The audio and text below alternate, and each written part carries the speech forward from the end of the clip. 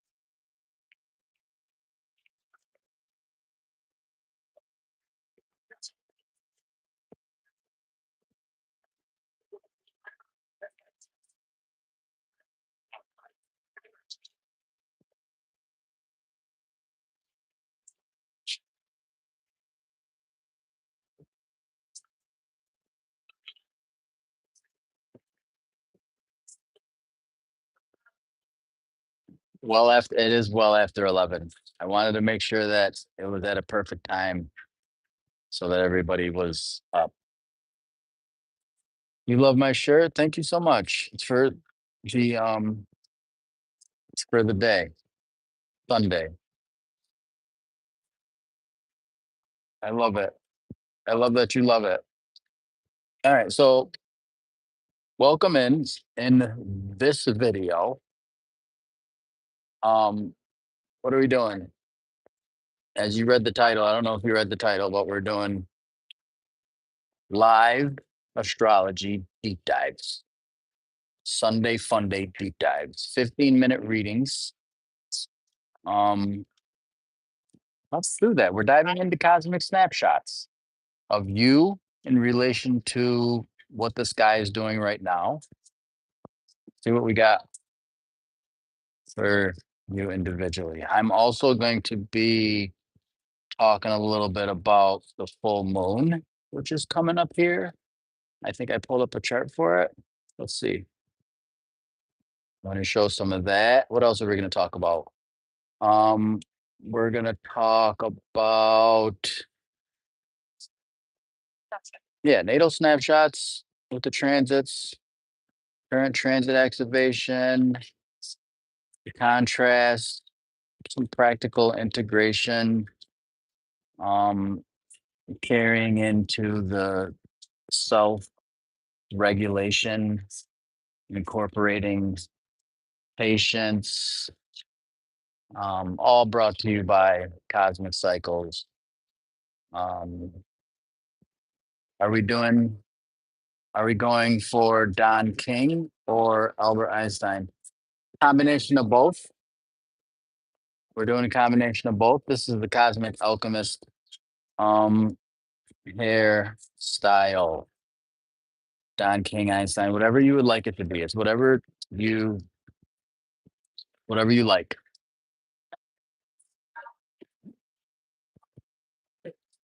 I do what I want, but it's for you.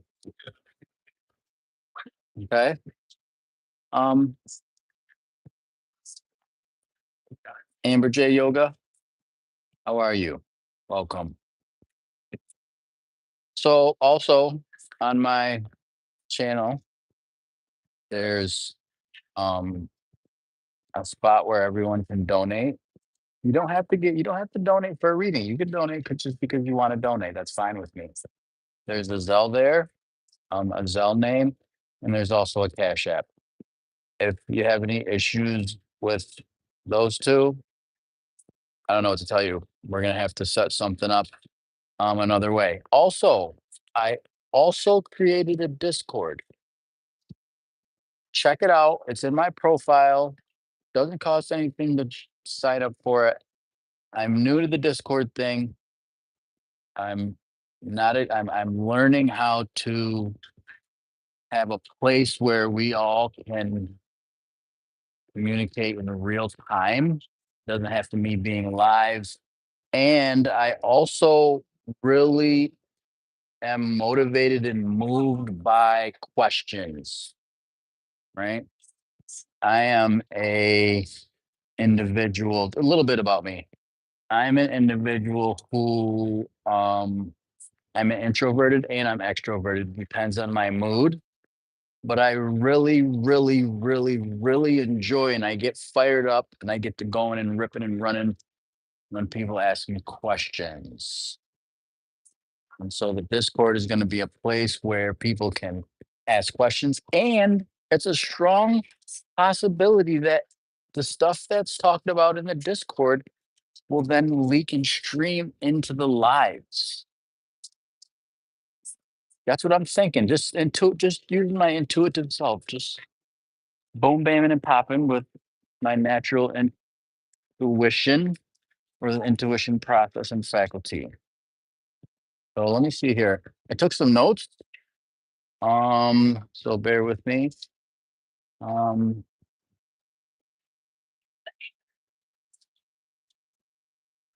yeah. How do you submit your info?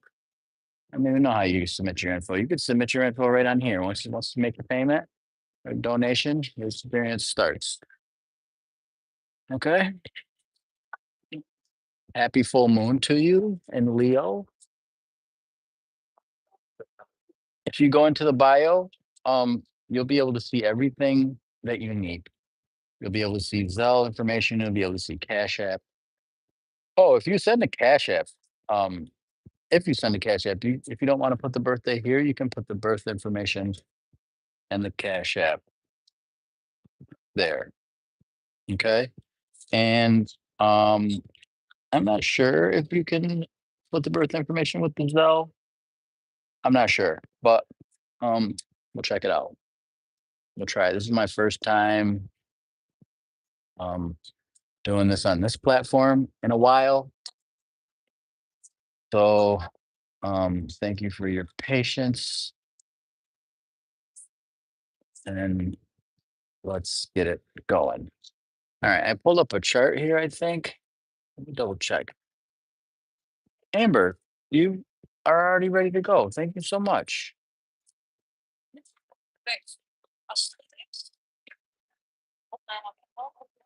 Thank you so much for your support.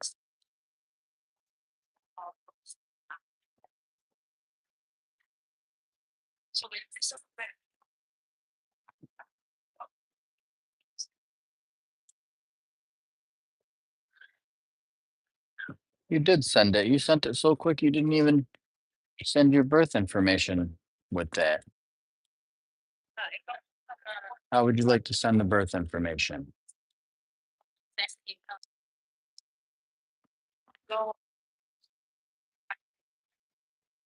I do have it. Can you hear me? Testing, testing. I do have it.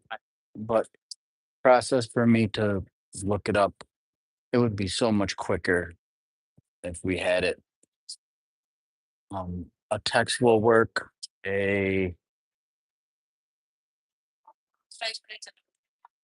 Putting it in the comments would be perfect. Um, so will work. The brightest, you're going to be next.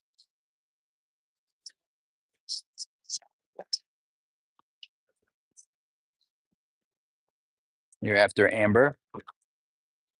Amber is first.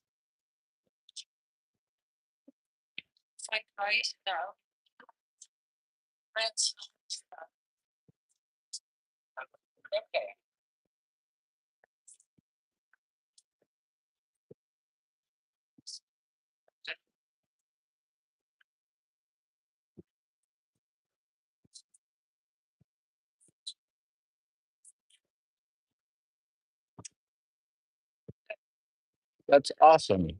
I would love to read um or interpret Natalie's chart, looking at the natal chart and the transits. All right, thank you so much. I received that. You guys can send the birth information with the Cash App if you want. That's more than okay. Okay, I'm gonna let you know when the time starts. Let me know if you can hear me too. Testing, testing, and the sound quality is good. Sometimes I get to drop in some pertinent information, and then something happens with the signal.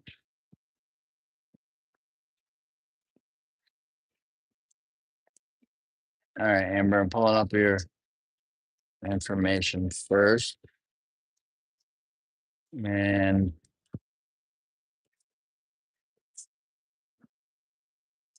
then we're gonna do a timer. Did you give me the no, you did. The information that you need is the birthday, the time of birth, and the city and state.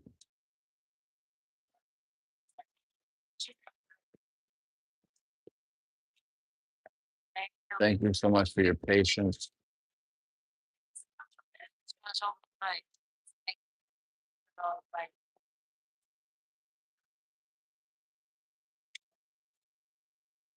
Okay.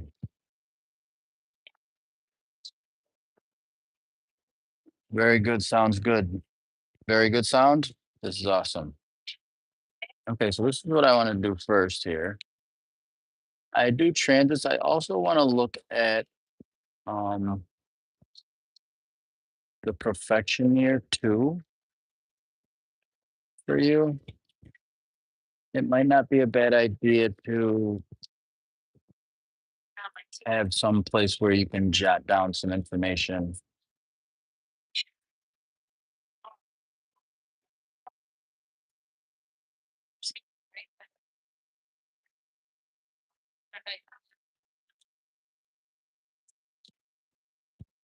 Some place where you can jot down the information. I'm getting my calculator.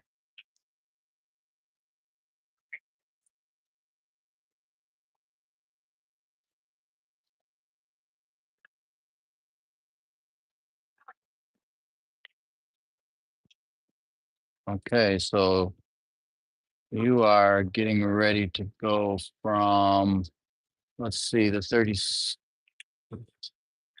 from the fourth house, perfection, right, to the fifth house, perfection here.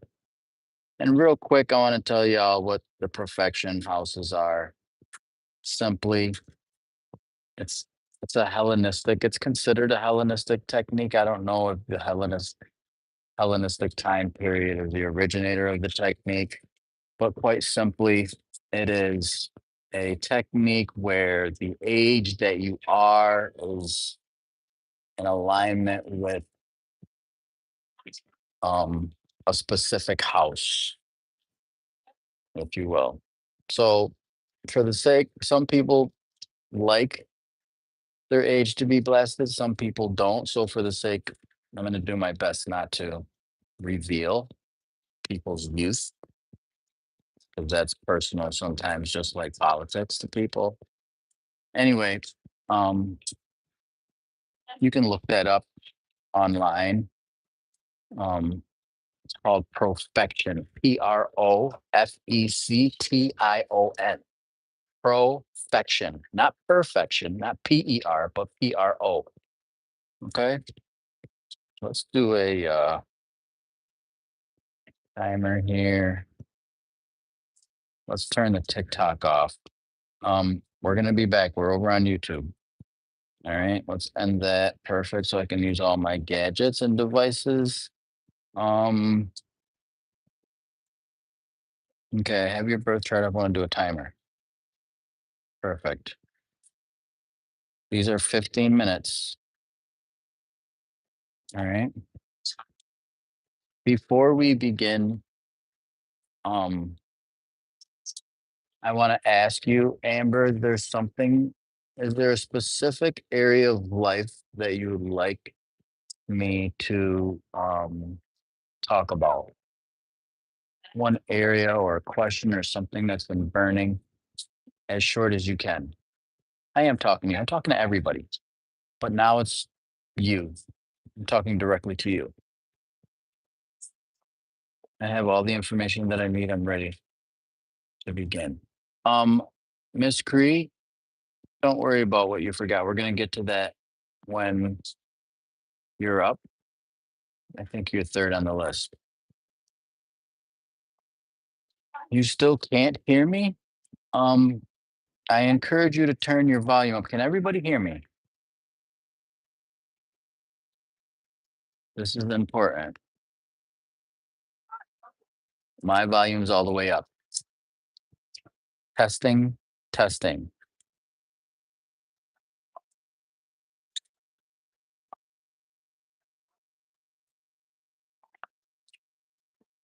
The brightest can hear me, perfectly can hear me. Miss Cree can hear me. What's written? I would say maybe go out the live and then come back in. That's the best thing I could tell you at this moment.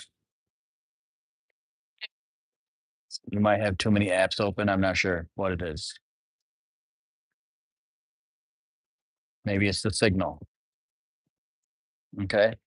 Anyway, so let's start. I'm waiting for Amber for your question. Any question? Any area of focus?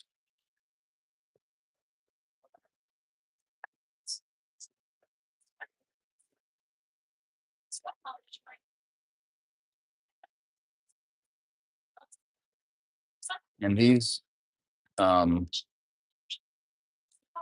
these short snapshot sessions are donation based.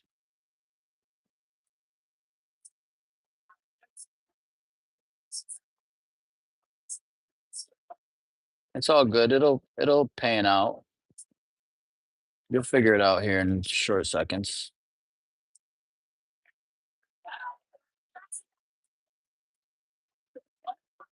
Testing, testing. Amber, are you here? Before I begin.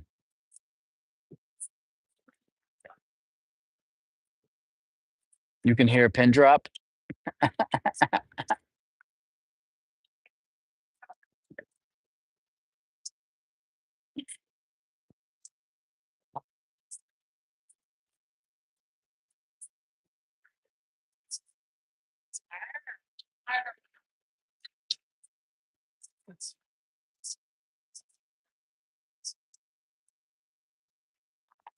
Testing, testing.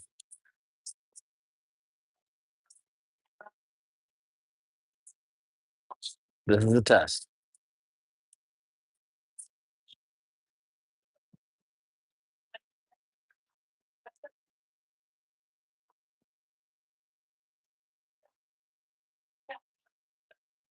No question? If there's no question, just tell me there's no question.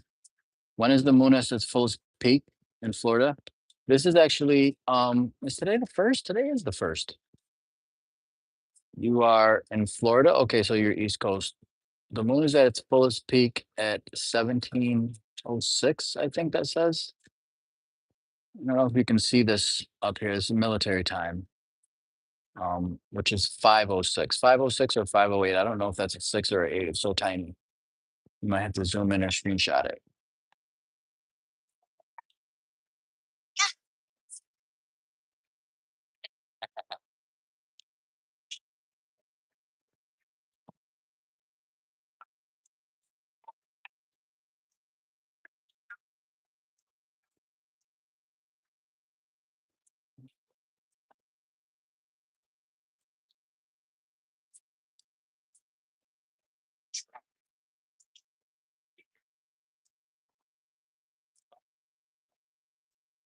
Okay, so maybe Amber left.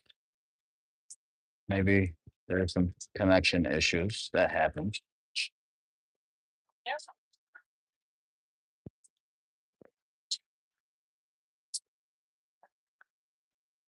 Yeah, the moon's at its fullest at around 5, 5, 6, 506, 506, 508.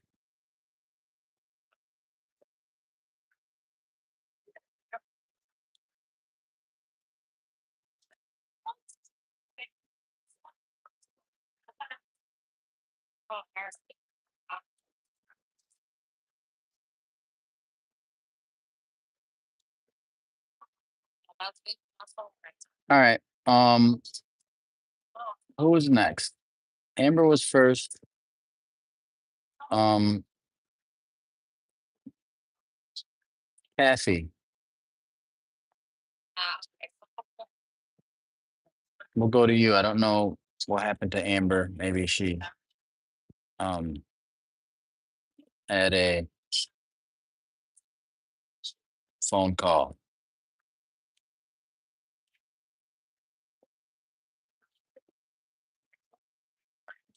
which happens.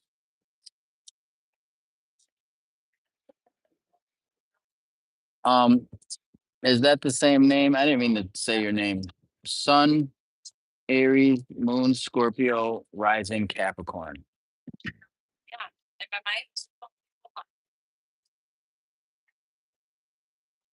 Okay.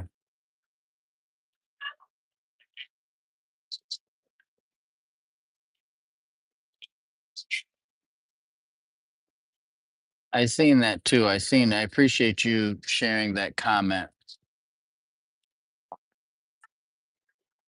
Actually I have the list here. Um, the brightest, where did you send it? Did you send a Cash App or did you send a Zelle?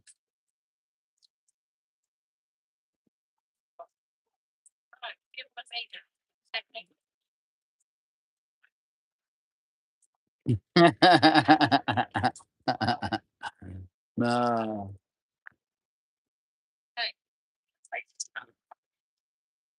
You're waiting on the end of the reading to send? Okay, that's fine. Yeah, I don't know what happened to Amber. She might have had a call or something. But I have 3 people that already sent the donation, so, if you want to be on the list, um, go ahead and send it.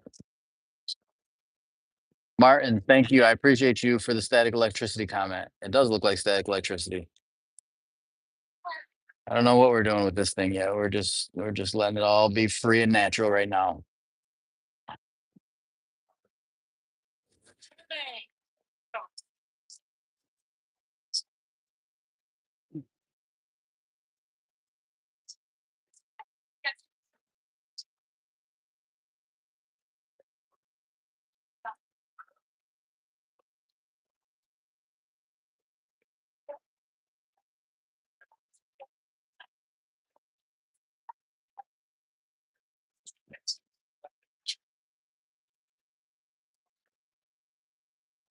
All right, I'm just jotting down some information of um the people who already sent donation.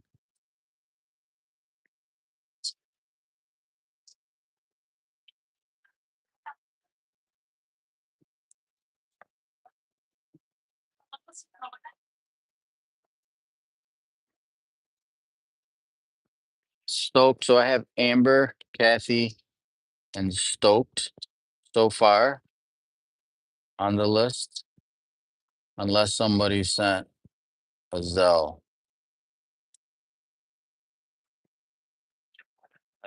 If you did, let me know. All right, Stoked, you sent all the information. That's perfect. I got you. You're on the list. You're third.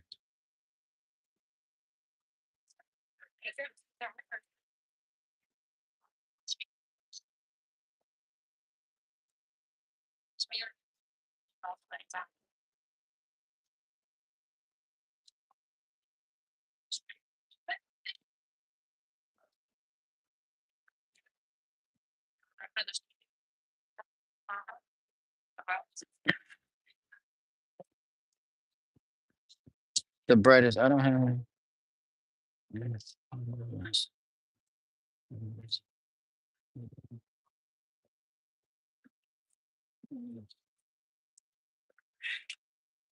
Okay, that's fine.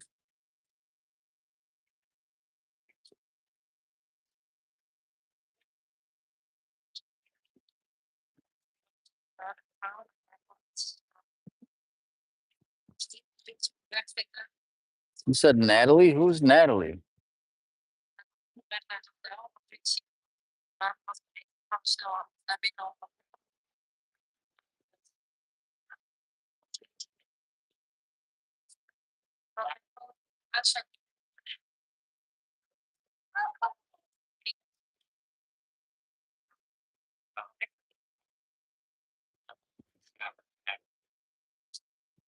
Okay, let's pull your chart up, Miss Alexis.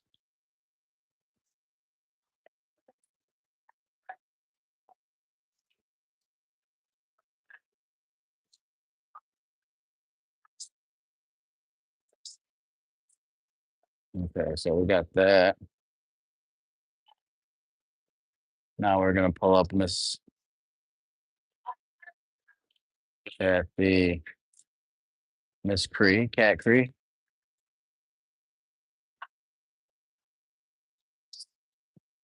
Cat is Cree. What do you mean by that? What does that mean?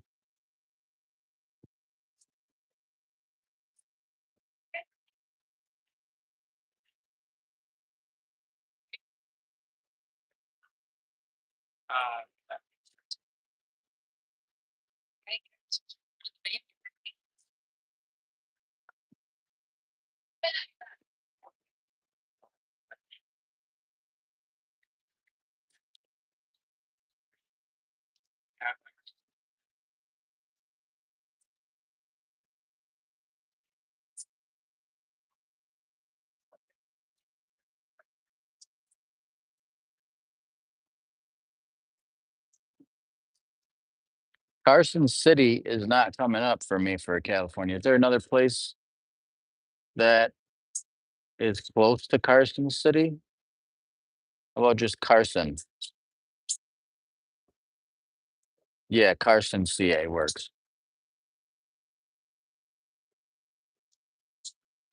Okay, Carmen Shepherd.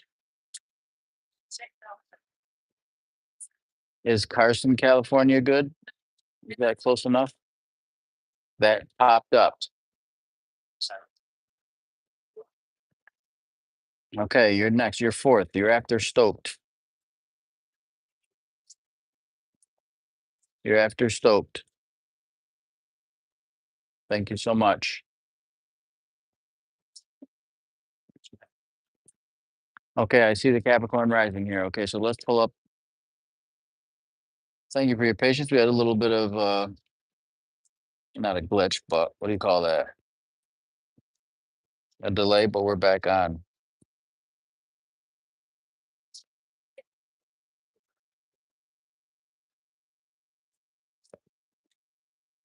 So your perfection year is what I'm going to use in addition to your natal chart and the current transits.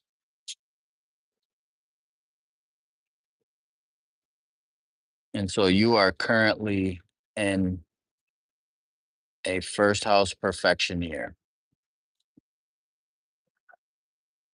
So you're coming out of a 12th house perfection year because your birthday has not popped up yet. So what does that mean? It means that according to your age,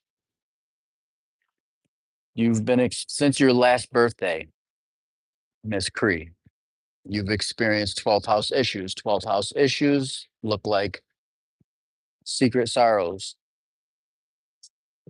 It's one of the interpretations for the 12th house. What does that mean? It means that some sorrows, you've experienced some sorrows that are secret, right? Not everybody knows about it. These are things that are going on with you that everybody else wouldn't be able to tell that there's an issue, but it's things that you're working with yourself. Let me set a timer here.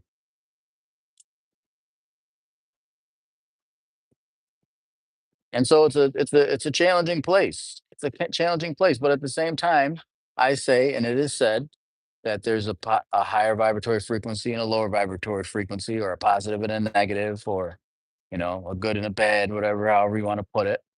So there's two sides to everything. There's duality, and so I have looked and researched what else could the 12th house be other than secret sorrows? So it seems like just a place of misery. What's the flip side of the coin? The flip side of the coin for the 12th house is also hidden potential, right? Because out of the secret sorrow itself, through you actually working through and learning and growing through the secret sorrows, it turns into something that is potential and significant growth. Like a shitty situation could then turn into um, a treasure of sorts because you've learned the lesson. Of course, you wouldn't want to go through it again, maybe, but you still grow from it, and it becomes a learning lesson of where not to go. Even if you do go there, you're like, I know that that secret sorrow is something that we might not want.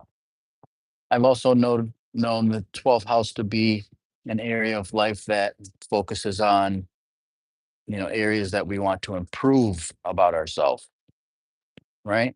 It might be an addiction, it might be um, some uh, certain people, places, and things, right? That we're trying to avoid because you got planet Neptune in the 12th house, right? Maybe dodging away from people who are trying to deceive, not for nothing. And so we have, okay,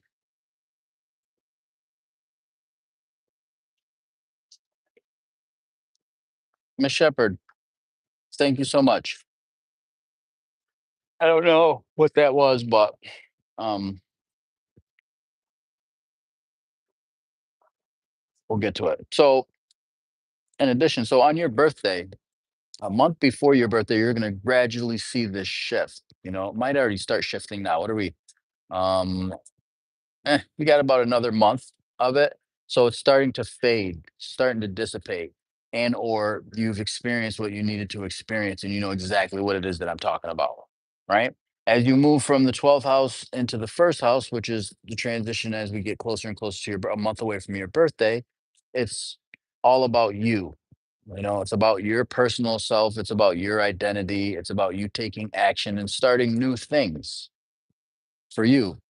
Because Capricorn is in the ascendant in the first house for you, Capricorn themes are more amplified for you. What does that mean? It means that structure, right?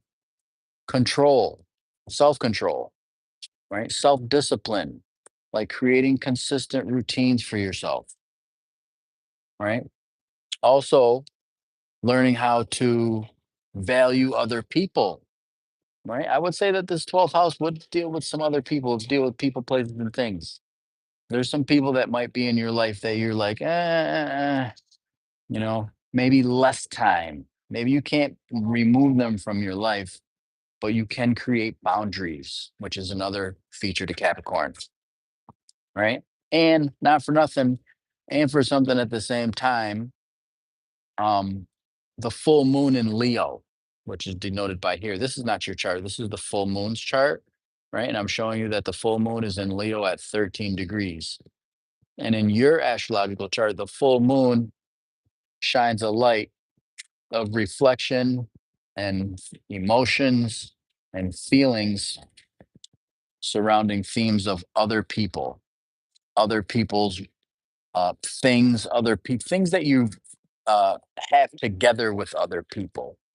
Maybe you share a book with somebody. Maybe you share it's all things shared. Maybe you share I don't know what you share, but it's shared resources. It's other people's money and what other people are worth to you. Is it worth it to engage with long periods of time, or is it more beneficial for you to set a boundary and a time limit and work on something that's going to be more towards yourself, your own goals? This is huge for you. In addition to that, the full moon is in the eighth house with other people and how you value other people and what to value in other people and creating boundaries. And the stellium in Aquarius is in your second house. So let this interpretation and this reading be a reminder that You are worth it. And I say that because cosmologically, the second house here and any planets or zodiac signs that are here by natal or transit emphasize one's values. Over the course of the next 20 to 19 days, it wouldn't even be a bad idea to wake up with the idea and speak out loud like, I, Ms. Cree Moon, am valuable.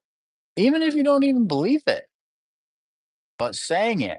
Like, it's interesting how the body works, not for nothing and for something at the same time. You could be feeling down in the dumps, but smile. And the body, I read somewhere, I seen something that the body still responds to the smile in a way where it picks you up, even if it's a little boost. That little boost is all you need sometimes when it comes to turn the car over. And that man jam turn on, turn over. God damn. Just need a little bit. Anywho, um, that is and screams a lot of, to your perfection year and the stellium and Aquarius in the second house and the full moon in Leo. These are highlights for you.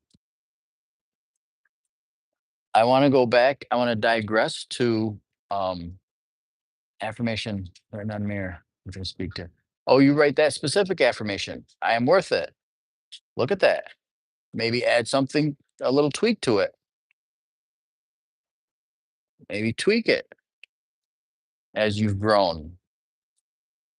I am worth it. I am valuable. And I also hang around people that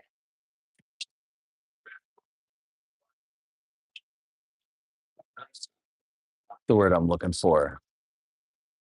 I also hang around people that remind me of my worth because the eighth house is exactly opposed the second house. When I say opposed, it's right across. It's a straight line. Like I call it right across the street. The second house is right across the street to the eighth house. The first house is right across the street to the seventh house. If the second house is your worth, then the eighth house is the worth that you have and place on others. This is the axis that is significant with the sun in Aquarius and Capricorn second house and the moon in Leo full, shining a bright light here on what to reflect on. Is that monk worth it? Or should I limit my time there? Quite specifically time because Saturn is there. Now, I want to digress a little bit to what I've been saying between December 21st and January 21st. I was emphasizing the importance of self, what did I call it? Self-regulation.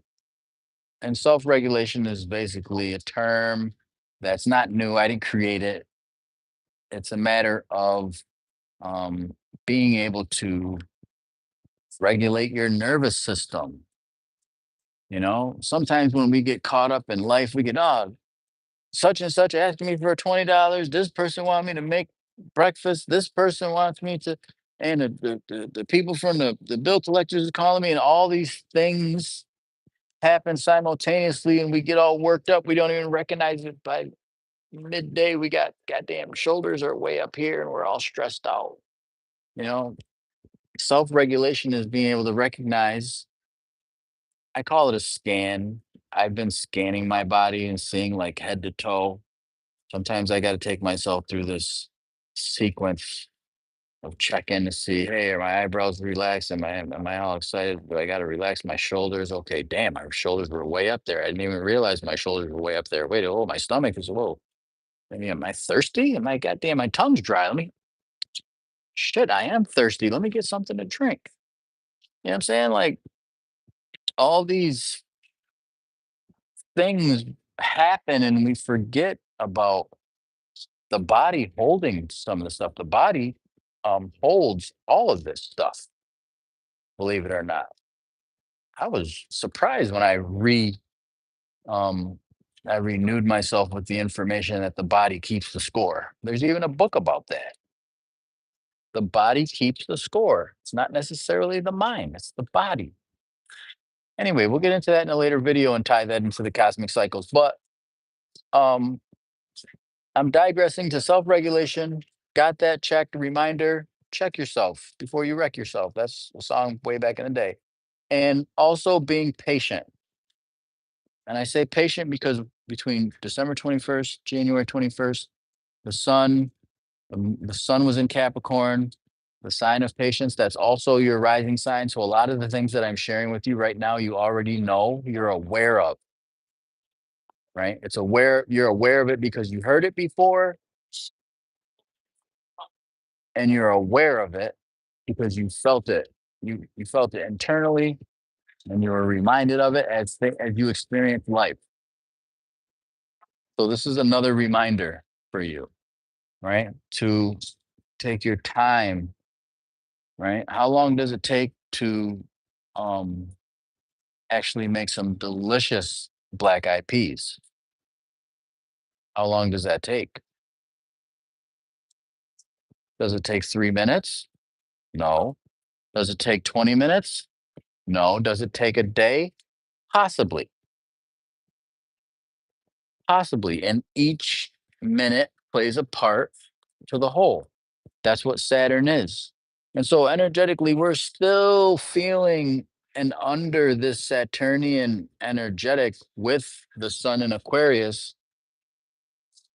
Saturn is the ancient ruler of Aquarius and it's the ruler of Capricorn. So we get Saturn twice. Saturn is the only planet that rules two signs right in a row, which gives it its power and impact, like bow bow, like powerful with structure and timing and patience to be able to utilize our tools. And Saturn, the ruler of Aquarius, which deals with application, right? Timing and through the structure and the precision of processes, the application. Aquarius is a sign of application and technique, rather, right? A structured technique. And this is what you're forming this year, starting on your birthday. Structured technique through patience.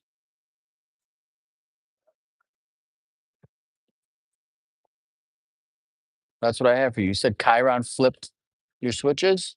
Chiron didn't flip your switches. I would agree to disagree. Maybe Chiron did flip your switches. Maybe. It's possible. And you might be saying that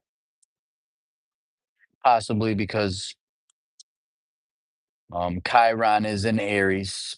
Yes, at 23 degrees. When you were born, the sun was in Aries. So I see what you're saying. I see what you're saying where Chiron flipped my switches, and it may feel like that. It may feel like that. I would rephrase that and I would say that Chiron and Aries symbolizes over the course of the past 7 years a healing that's been going on. Amber, it's okay.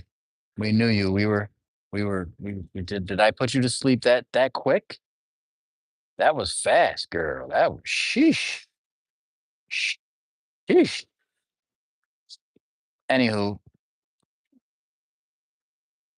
Chiron has passed your sun degree, Miss Cree, and it is still in effect. Now stay tapped in. Chiron is in Aries, then it goes into Taurus,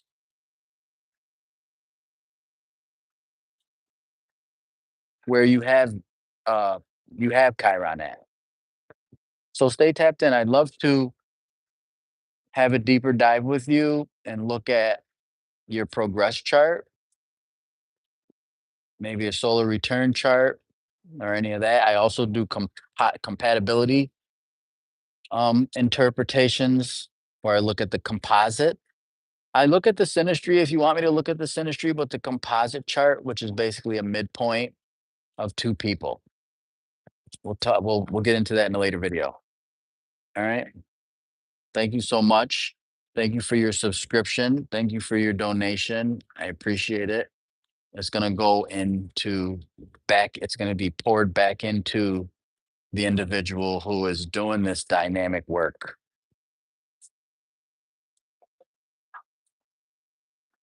All right. So we have you. All right. Now, stoked.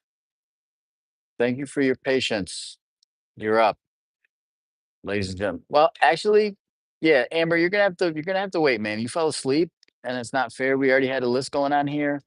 Um, unless Stoked doesn't mind me going back to you. It's all on Stoked. Stoked, you're up. Are you here? Mhm.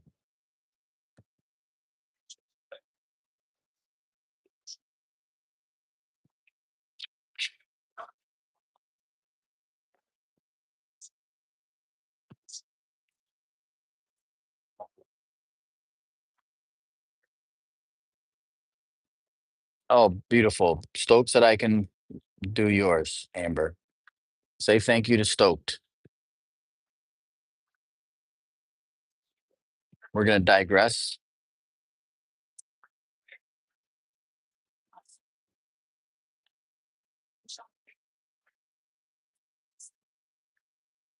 You said I could bless her with a little more.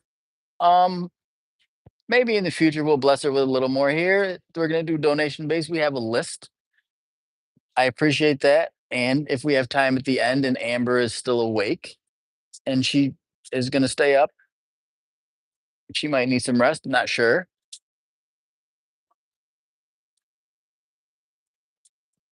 You are a girl dad. I appreciate that. I remember.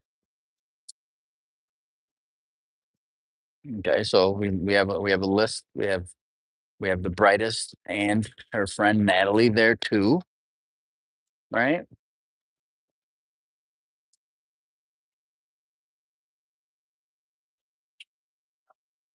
Um, okay, let's go back to Amber Man.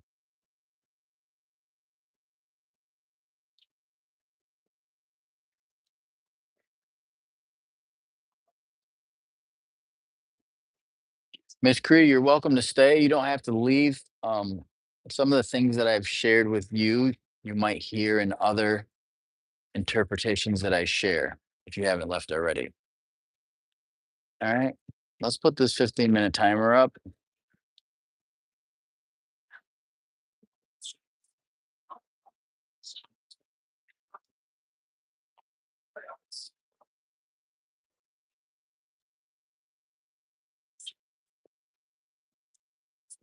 All right, wonderful. So you fell asleep.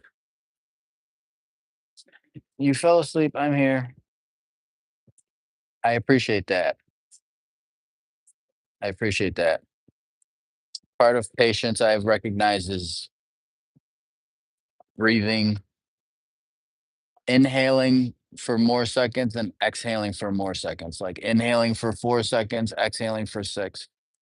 Inhale for six, exhale for eight.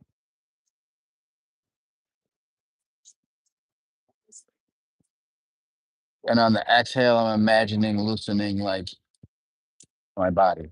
So, Amber, when you fell asleep when I was asking you, is there a certain question or area of life, being that you were first, I wanted to give you the opportunity to share a specific area. I have your chart up. I have your perfection year. You're going from the fourth house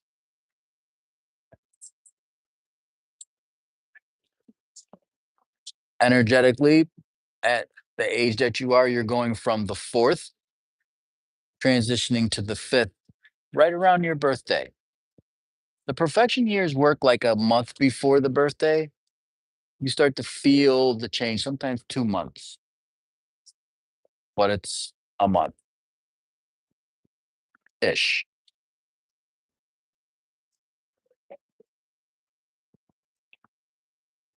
Hi, welcome.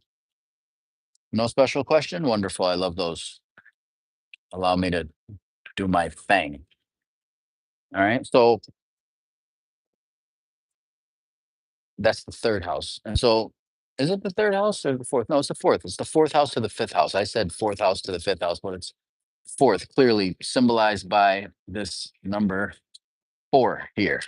Pointing is better. Fourth house, fifth house. What do I mean, fourth house, fifth house? I mean that fourth house all the way up until your birthday, and then there's a shift, right? Fourth house is the house of foundations. The fourth house is the house of your living circumstances and environment, right? Once your birthday comes a month before your birthday, then the energy shifts into your love life. Now, love life looks like love life with you and another.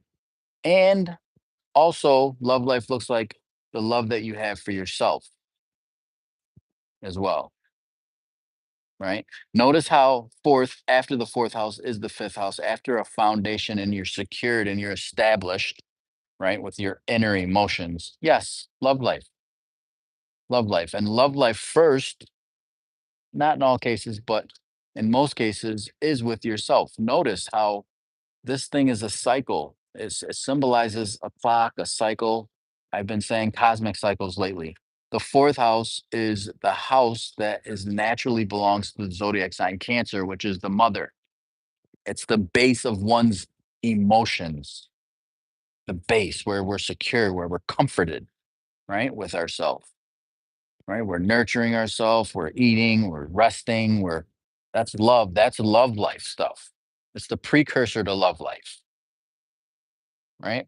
Sometimes when we get into love, sometimes when I get into love, I sometimes neglect those things that were in the pre-phase, the resting, the nutrition, you know what I mean? These things are important, right? And so this is where you go from. Over the course of the past year, right? It's been a focus on foundational things, basics, necessities, the home life, right? The mothering. Also get an opportunity to reflect on your mother and how you were raised or your mother figures, right? This is part of our foundations. And then the transition a month before your birthday, you start to feel the shift. And this year, right? Most of the 2026, because your birthday's in the beginning, it's fifth house stuff, love life. And so when you think of love life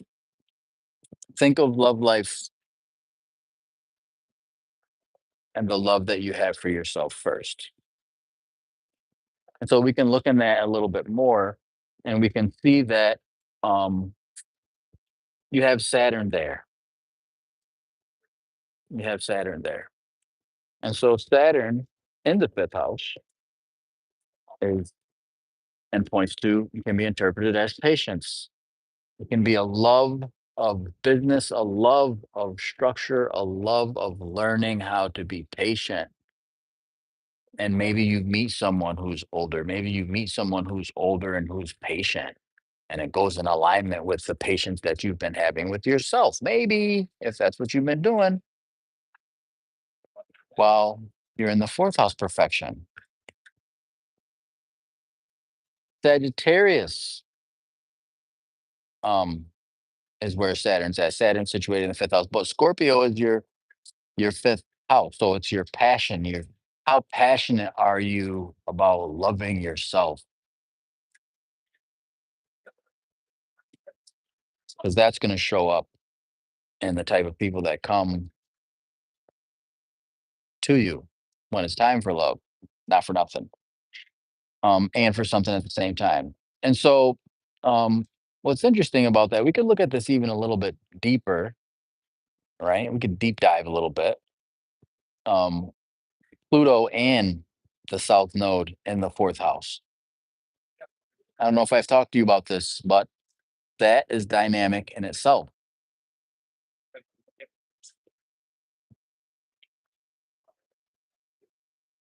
Deep corners. Let's look at that.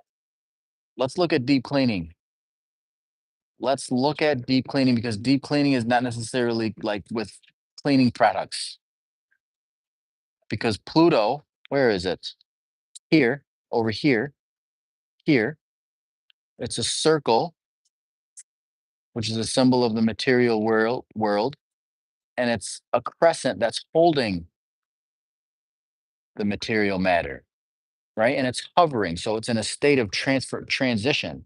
So when it comes to your base and loving yourself through the inner emotions, there's some things that come up there that might need to be checked and revisited. Anne Shudan, how are you? Let me pause the time here for a moment, Amber. Anne Shudan, yes. Not only tedious deep cleaning, but it's tedious deep cleaning with, let me get in. Anne Shudan, I'm doing deep dive, Sunday fun day, deep dive, natal chart, transit, plus perfection interpretations. We're talking to Amber right now about tedious deep clean. I'm doing Sunday fun day, deep dive interpretations on your natal chart. If you go to the bio, there's a Cash App. There's also Zelle name that goes directly to my account. And there's also you don't have to get a reading to donate. You can donate just because you want to. And there's a Discord that I created there that you can join. You can be a part of it. I'm waiting for all of you to be a part of that too, just in case. You got to have multiple ways in which to stay in touch with the Cosmic Alchemist. All right. Thank you so much for your patience. All right, let's continue this. And so that's the fourth house to the fifth house. But what I'm getting at is that the south node is the last life. It's like what you're getting away from. And so Pluto being so close there, it's so tempting. Ooh, so tempting to go back into ways of the past is what that looks like. Right. And it might be worth to investigate. Part of your care and your comfort is going back and reviewing over your life to see like what traumas, what am I still upset about? What is still bothering me from my childhood? I say that because you're in a fourth house perfection. So the perfection year brings these things to the surface. They start to surface, not for nothing. And Pluto is deep. And it might not necessarily be a cleaning that's needed. It might be a matter of accepting and releasing, like a purging,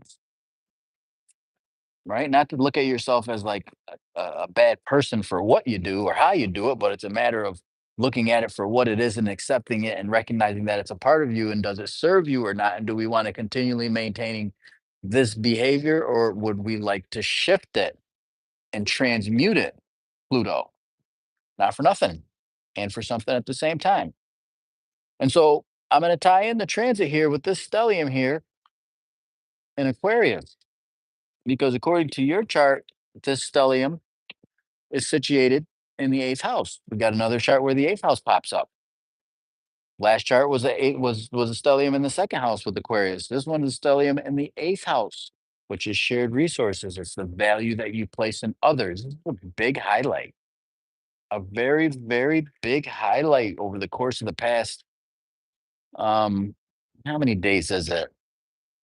19? No, no, no, no, no, not that much, not that much, not 12 days, 2 weeks, little under 2 weeks. There's a possibility, I don't know, because I haven't been where you are.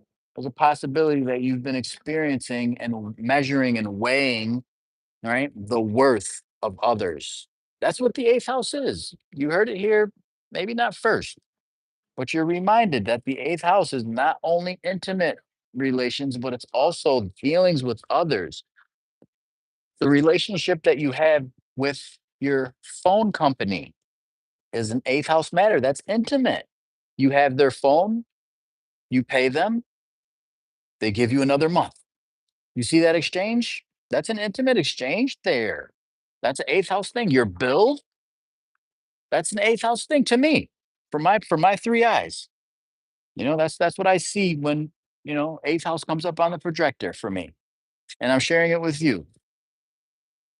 What does that mean? It means that it's not only limited to our intimate engagements, it's also related to the interactions, the business, right? The Samantha at the goddamn bagel factory that you get your bagel and cream cheese from in the morning. That's intimate. You pay. Samantha gives you the bagel and cream cheese. That's an ace house thing. And so, you know, like looking at that a little bit, it shares a lot to you. And this full moon, right? It highlights on you reflecting on, let me come back to myself. Let me pump myself up and give myself joy and enthusiasm and energy, right? Because I've been pouring into others. Maybe you're a little drained from pouring into others. Maybe you're like, oh, what the hell? I need some love, you know? And that love might not come from other people. That's interesting. That love might not come from other people. It might come in your self-care as you're in a fourth house perfection year. And right now, as we're speaking, the moon is in Leo, which is the second house. It might come from you, right? Not for nothing and for something at the same time. If we look at, or as we look at your chart with the moon in Gemini, not for nothing and for something at the same time, what you need, I don't say this, but interpreting the moon as what an individual needs, you may need communication that is comforting. Amber, you're doing good work. You've been doing good work. Simple, right? And even saying it to yourself too. Amber, you've been doing good work. Let's write down, right? Some of the things that we've done, the work that we've done, that is a form of loving yourself. And it fuels you. Make a song out of it. Sing it to yourself.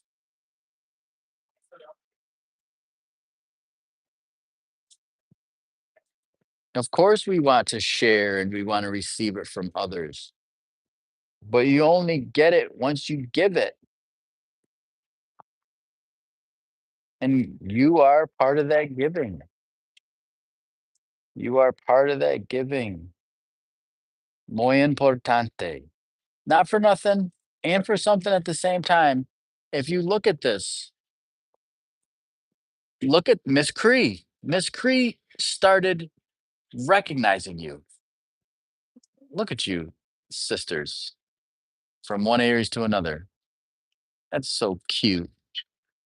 In addition, I want to bring your attention to this symbol here. It looks like a key. It's at 23 degrees of Aries. That should ring a bell. That should ring a bell. Let me not sing too much on your time, but this is in perfect alignment with your core, still going through the healing. So give yourself some grace with it. I want to digress a little bit here. I want to digress to self-regulation, right? Because that's the most important thing. You are the most important person to Amber, right? Um, and just checking yourself, like, how does your body feel? This is the work that you already do with the yoga, right? Tapping into your body. That's most important. That's more important than this chart stuff is regulating yourself. I'm learning to see. Right. I also want to go to the next step of Saturn and mainly because in the beginning of the year, every single year for my entire life, the first planetary energy that is felt now as I've studied and researched this thing for over 2 decades is Saturn, because the sun transits Capricorn from December 21st to January 21st, crossing over into the new year, which is on January 1st. Right. And so like Saturn is significant. The last new moon was in Capricorn. The sun and the moon came together in Capricorn. That's in your seventh house. The seventh house is the house of partnership. It's slowing that shit all the way down to the best of your ability. If it doesn't slow down, at least you come back, you're like, "Hey, yo, um, I recognize that, you know, I got some behaviors. I just wanna let I wanna bring I wanna reiterate the contracts, the terms, and the conditions." Sometimes we gotta come back to the terms and the conditions of said contract. You know what I'm saying? So, have grace with yourself, whether you do it or you don't do it, like, just coming back to the value you give yourself, that's where the moon is full.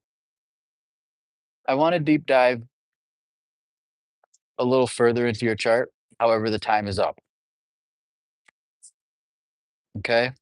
Um, I just realized, I think you were born during a damn eclipse, not for nothing. I don't know if I told you that before. You were born during eclipse, and Miss Cree was born during an eclipse. Actually, it was a lunar eclipse. Was it a lunar eclipse? Yeah, you were born during a solar eclipse. Miss Cree was born during a lunar eclipse. What does that mean? It means that it makes the sun in Aries even that much more impacted by the fathers and the both of your lives and the male figures. And like getting to the root of some of that has a lot of where the healing is of Chiron and Aries. I'm just the messenger. But we could look at that as we look at the progress chart later on down the line. All right, we have a list here. Hopefully you can still hear me better. Hopefully you can still hear me and you can hear me better. All right. Um, Ba-da-ba. All right, we're going to Stoked, and I want to do a little update on the list. After Stoked is Stoked. Thank you so much for your patience too and your kindness for allowing Amber. Amber, get some rests, ma'am, for yourself. After Stoked, we have Carmen,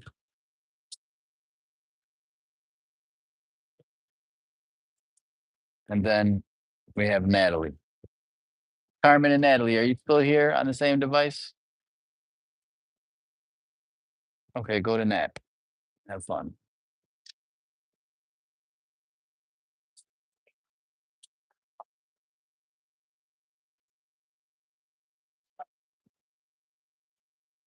You're welcome. Thank you for being thankful.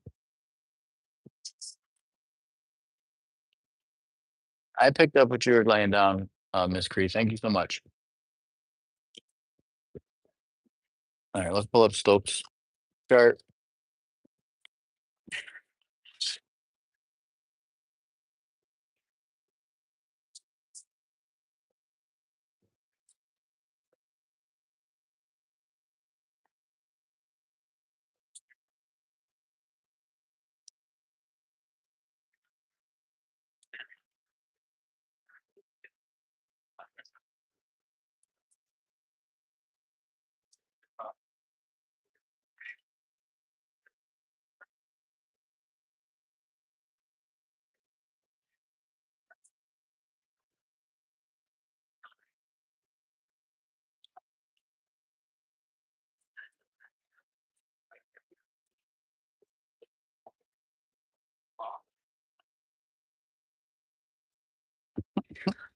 Yo, Stoke, you are hilarious.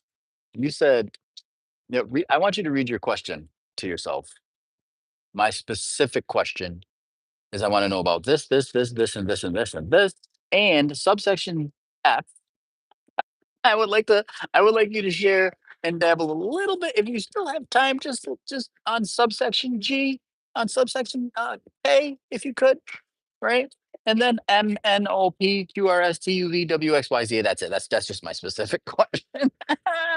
You can hit each of the subsections, por favor. I would appreciate you. I love you. My specific question is subsection A. You know, you remind me of myself. I want to bring your attention to subsection A. You know, exhibit. No, I don't say subsection A. I say exhibit. You know.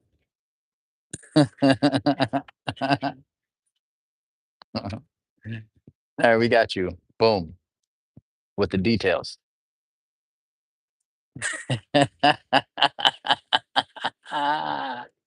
It's all good. I get it. Man, you're quite the teacher. You are stoked. 6, 7, 8, 9, 10, 11. You eclipse babies today. Um, I think you were born during close to a new moon, and it was eclipse. It was a partial eclipse, maybe. I don't know exactly. We'd have to look at it. Let's look at something though, real quick. Let me get your perfection years before I get carried away, and I'm gonna set my timer because I get to chatting sometimes. I love myself. I'm working on. I'm getting better at um getting right to it. Okay. Um, what am I doing here? Okay, I'm doing this. I'm calculating. Calculator. Um,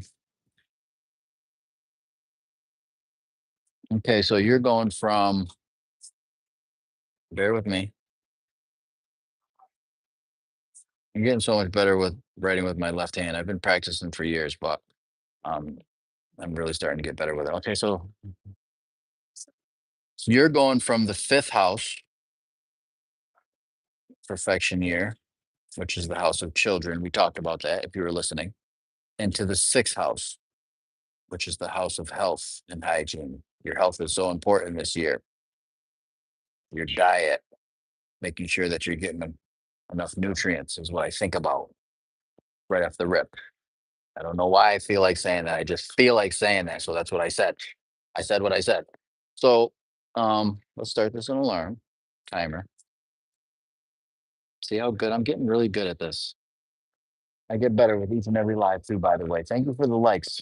I'm getting better at reminding people to like the live too. We got 7. Oh, doing good.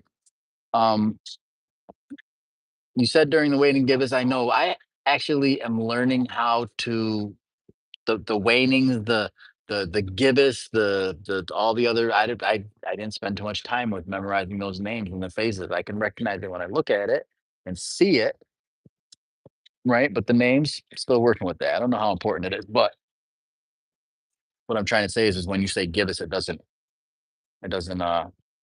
pop for me until I actually see the chart because I spent a lot of time with that. Anywho, right?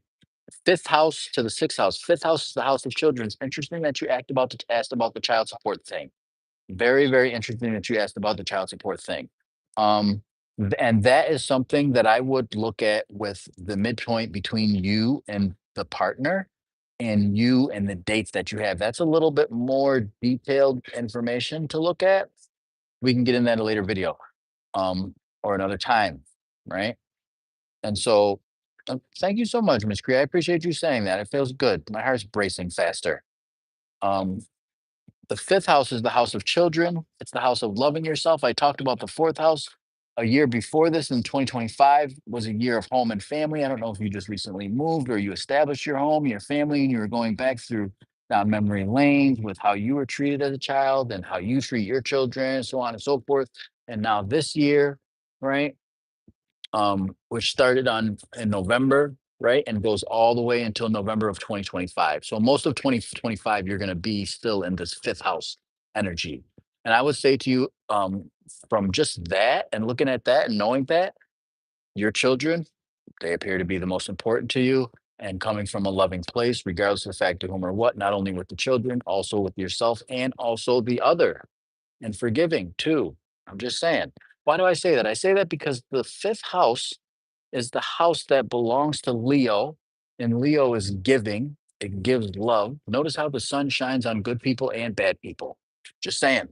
The sun shines on murderers and it shines on those who do good deeds. Just saying. That right there speaks volumes to me in regards to um, accepting things for how they are. Not saying it's easy. I'm not saying it's easy, but to make it work, not only for you, but also for the children, right? The fifth house.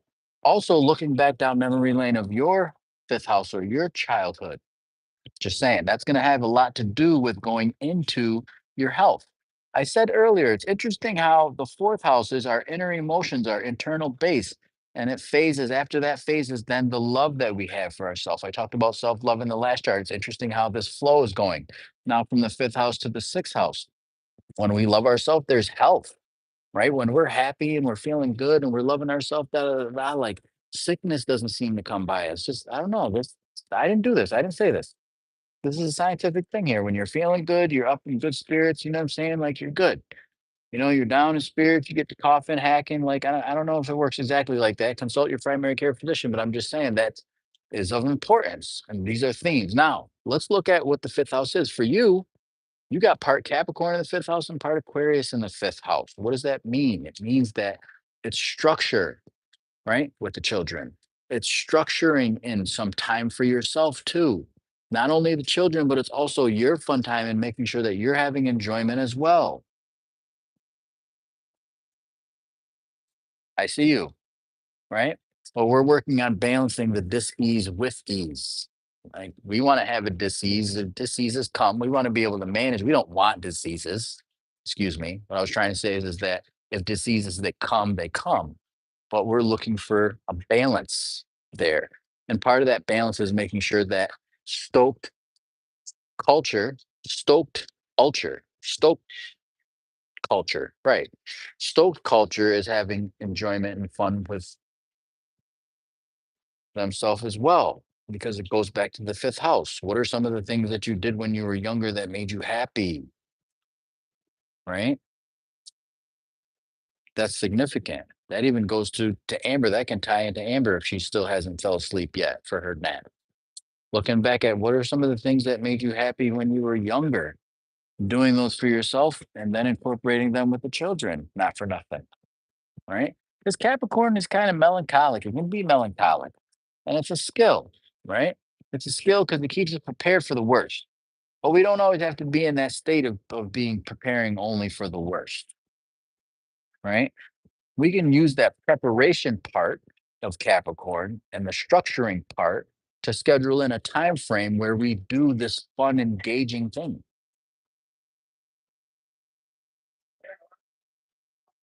Your daughters are drawing now? Perfect.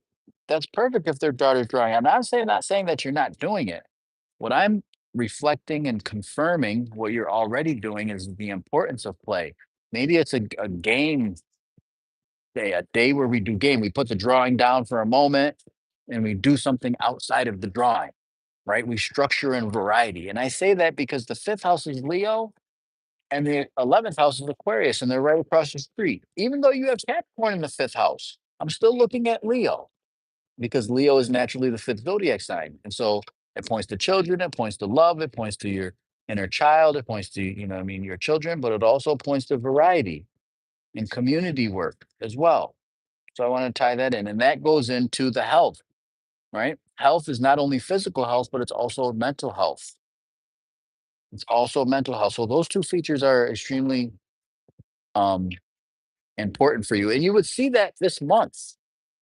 Like I would ask you, you don't have to answer this in the comments, but I would ask you because this stellium is here, right? Some of it's in the sixth house, some of it's in the seventh house. But for you, it's situated in the sixth house, which points to your health, right? Whether it be physical, whether it be mental health and well being, right? Walks are really good for you, and change and variety is good. It's beneficial, maybe for you, right? Doing the same thing in monotonous action is probably problem some for you and annoying.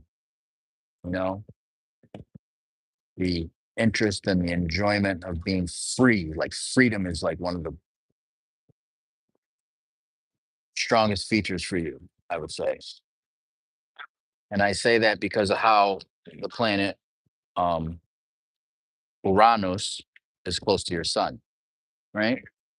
And so I want to add in here the mental health piece with the sixth house, which starts, you'll start experiencing it in October of 2026, a month before your birthday, right? Ish, right? Because the sixth house is in a forever ship or a relationship with the 12th house. And I'm talking about the 12th house because the full moon is in Leo and it's actually situated right on the cusp of your 12th house. So it sits with some type of secret sorrow and regarding your joy, right? And it's a hidden potential too, but the moon, it shines a light to reflect, right? And some of that joy might come from the lack of sleep or lack of rest or the lack of nourishing yourself.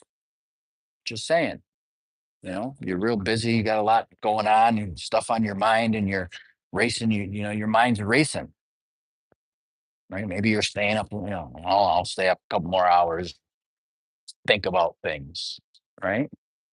I'm not sure how beneficial that is for you.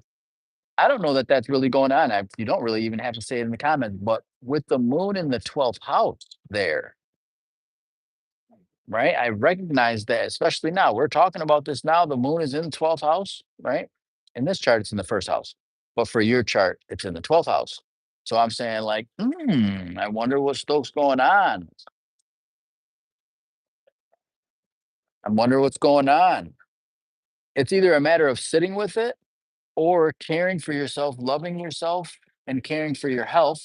Um, Bree, hi, how are you? Welcome. Welcome to the channel. Like the live, subscribe. We're doing deep dive donation based interpretations of your natal chart and transits and perfection year. What I'm trying to say is that rest is part of self-care.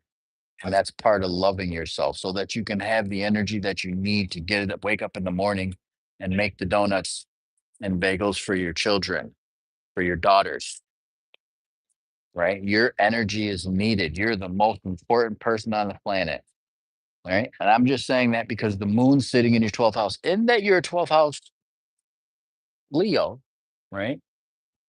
The full moon, it's wherever the moon is situated, right? It's a place where where we want to reflect. We want to reflect. We want to we need to reflect. And so the need to reflect and sit is like ask yourself, is it sitting and reflecting where I'm right scratching my head and looking at something that I have control over, right? Or is it something that I don't have control over? You know what I'm saying? Like this is the question. This is something that you'd have to determine within yourself. Is this taking my power? Is it taking from me? You know what I'm saying? Do I need more rest? Maybe it's wakeful rest. Maybe it's not necessarily going to sleep. Wakeful rest, because the way your chart's situated, not for nothing, I'm going to go into the relationship of the sun and Uranus in your chart. They're so close. The aspect that you have in your chart is similar to Eminem. Eminem with his mind, and he gets to spitting like I'm not positive. I don't know you, but there's some similarities that you have in some aspects of the way that you teach and how your delivery is similar to Eminem's delivery when he does his poetry. Maybe not the same, but there's a connection there. What I'm saying with that is that sometimes you have this anxious energy, right? This anxious because it's like your intuition is like your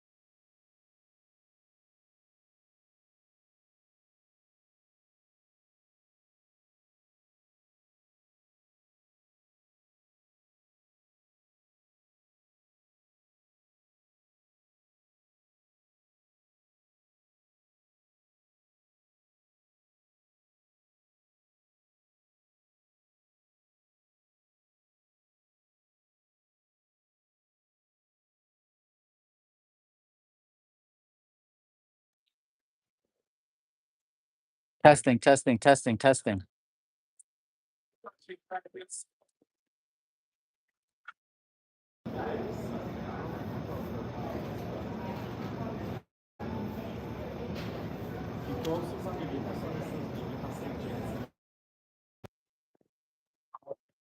Testing, testing, testing, testing, testing, testing. I forgot that there was a delay. There's a little bit of a delay. Um, I'm gonna pause your time for a moment because my daughter called. Um, and my AirPods connected to my other device. I didn't want that to happen. I paused your time for a moment. I hope you can hear me. Testing, testing, testing, testing, testing, testing, testing, testing, testing. Bluetooth is supposed to be off on that device. Okay. Boom. Bow. Blip. Got it. Bow. Ba-da-pop. All right. So let me talk to you for a minute without the timer. Um, so what I was trying to say is that anxious and meditation is cool. Meditation is cool. And I did a deep dive on the word meditation. The word meditation does not mean breathing exercises in its original sense, its core meaning. Meditation is actually rehearsing and looking at an experience. It's actually a state of contemplation, is what meditation is. It's become to mean this breathing, exercising thing. Quite simply, when we're talking about meditation, we're talking about breathing intentionally and coherent breath is what we're actually talking about. And coherent breath and a regulated breathing and activating the nervous system is what we're really getting to at its root. It's not meditation. But yes, coherent breathing or meditation is something that's beneficial for you when I say wakeful rest. Can you hear me? Mhm.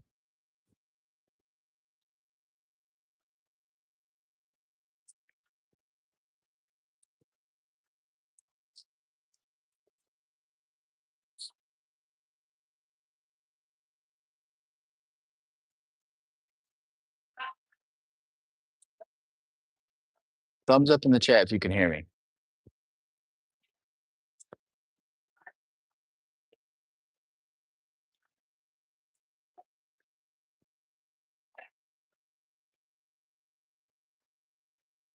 Yoga is excellent. Stretching is because it's stretching. The brightest high. Thank you for your patience. You're next. Stretching and yoga is excellent, especially when you're racking your brain around why people behave the way that they behave. And you can't figure out why they behave like that. And you're trying to figure out how you can help them behave in the way that you want them to behave or in a proper way, or you're trying to send them brainwave signals. Hey, behave like this. It works out better for you. I don't know why. You know what I'm saying? Like that doesn't really work that well. Hi, how are you? Thank you for liking the live and your subscription. We're doing deep dive donation based readings. All right.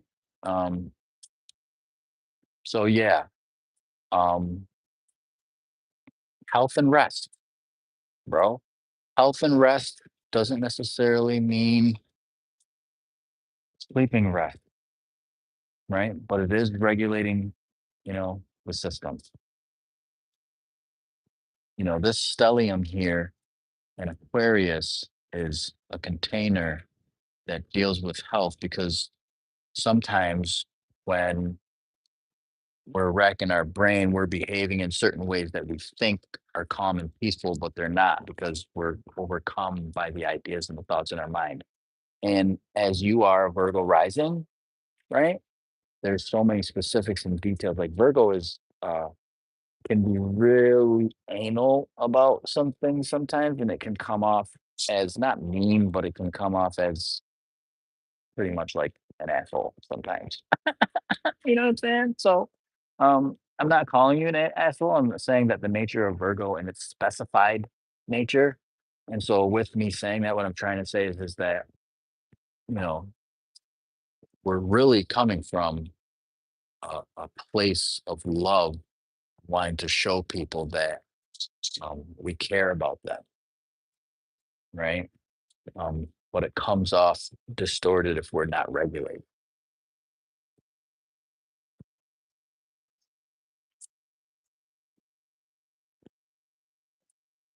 That's what I have for you.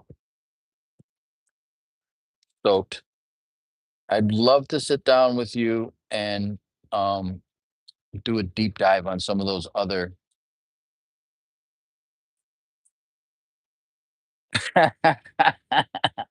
It's all both good and bad perspective, right? It's great. I get it. I definitely get it. I share the same sentiment for real.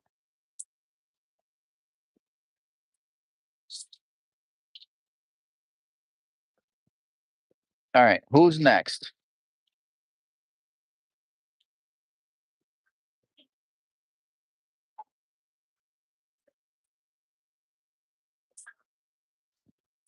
Miss Creamoons. Thank you so much. I appreciate you for the love and the donation. Thank you. Check out my profile here. I have a Discord.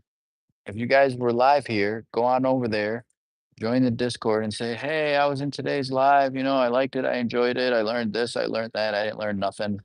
You got to improve this, fix your hair. Your glasses were dirty. Say something, right? All right. So here we are. We have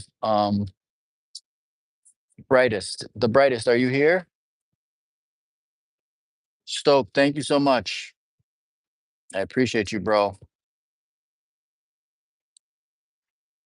You got this. Who? Hi. Hi. Are you and Natalie? Finally, you're here. You're up. All right, let's put your birth information in here. Excuse me. I'm going to call you the brightest.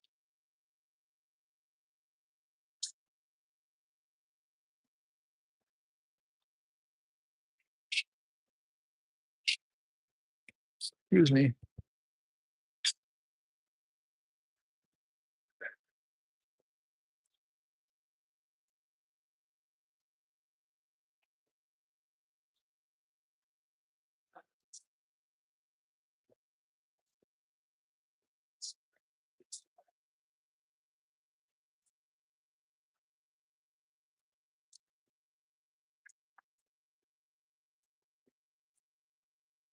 Okay. Um,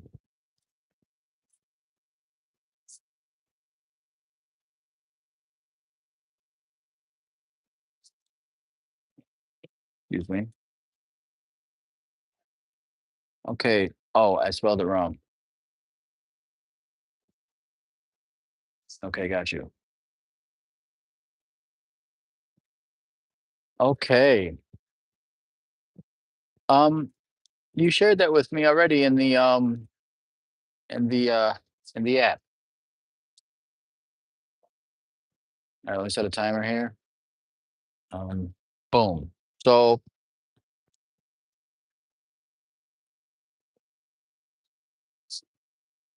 Rahul, Rahul, Rahula was the hi, welcome.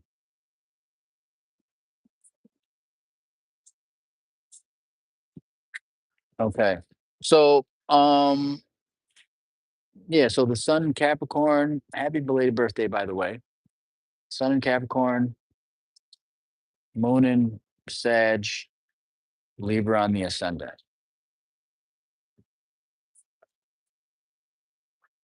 Does that sound familiar? Does that sound like that's you? Um, so we have to get your um let me pause this for a moment because I didn't get your I'm pausing the time for a moment because I didn't get your um perfection here.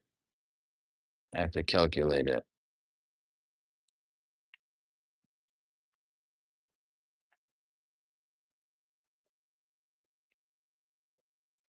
Left-handed. So I paused the time. because my left handed is not as fast as my right handed. But let's see.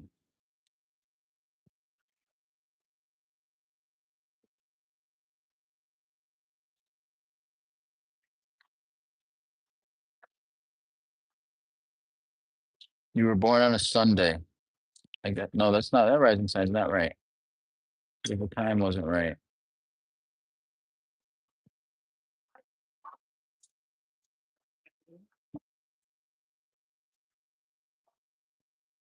There's a list. Um, Raul, Rahul. There's a list. If you want to be on the list, my Cash App is in the bio and or my Zelle. But the list is closed. The list is closed. I'm doing the brightest Carmen Shepherd, and then I'm doing Natalie, and then I'm gonna take a break because my device is not gonna make it long enough. I have no more apple juice. So that's what we're doing. You're gonna have to subscribe and follow me, and maybe I'll come back after I charge my devices. I will come back. If you guys want me to come back, I'll come back.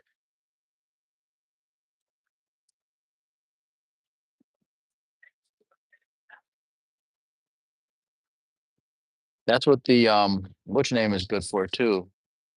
The Discord is good for. You guys can be like, yo, what are you doing? Like, yo, I'm trying to get a reading. Like, what's good? What's good with it? Real time connection. I like that. All right, so let's get your perfection here. We got the time. Pause for a moment. Thank you for your patience. Ba-da-bop.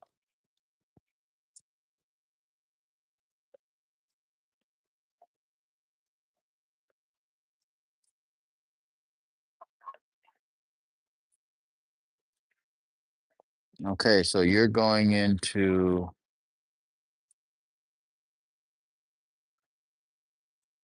um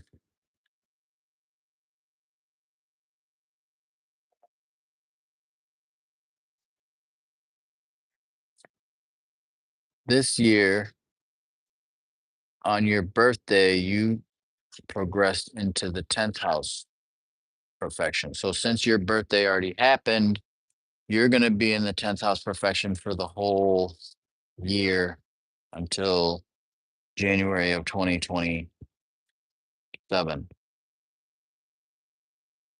Okay, we can start the time. Okay, so why does it keep doing that? Hang on, I gotta pause the time again. 206, 206 a.m. Boom, go. Okay, 206 a.m. does have you as a Libra rising. Sun in Capricorn, Moon in Sagittarius, Libra on the ascendant. What degree is Libra? Libra is 29 degrees of on the ascendant.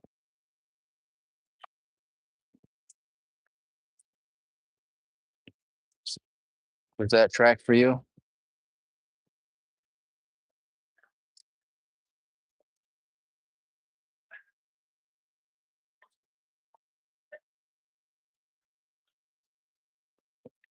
Let me know that that tracks for you.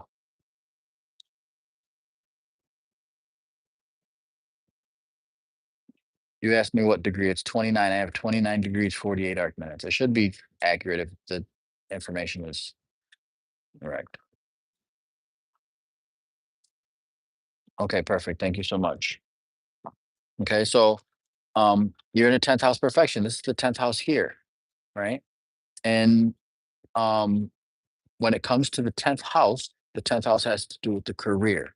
So right around your birthday, right? Um did you get an increase in pay at the job? Did you get a new job? Or are you looking to change jobs or start another job or something right around those lines? I'm curious.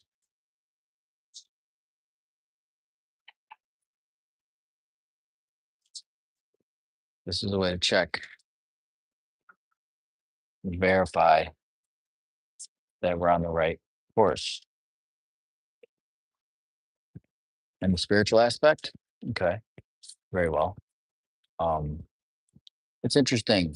Um, the 10th house has to do with one's work, has to do with one's career, reputation, and the overall position. I don't know what you mean by in the spiritual aspect, you got a new job, but um, it does have to do with work for you. And it has to do with structure and aspirations and being recognized.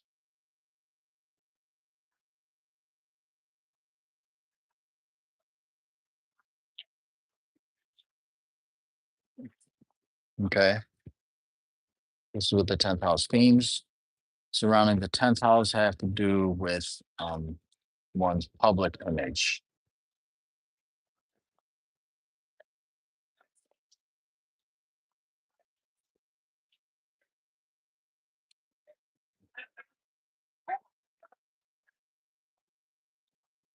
Okay, starting the time. Either way, right? So let's say that you are in the community as community work. What's interesting about that is that the 11th house, I would say, is community, and it's after the 10th house. Community comes after one is recognized. One's recognized, like the president, he's recognized. They have a whole little inauguration, a little song and dance, pony show. And then the people are affected in some way, shape, or form, right? So the adjacency there. What I'm trying to say, in addition to that, is that the 10th house, maybe starting around your birthday, maybe you were put in a lead position, right? Sometimes I find and have found that when an individual is experiencing a 10th house perfection, maybe they're put as a leader or um, a manager in a managerial position, right? So maybe you're the lead person in said community,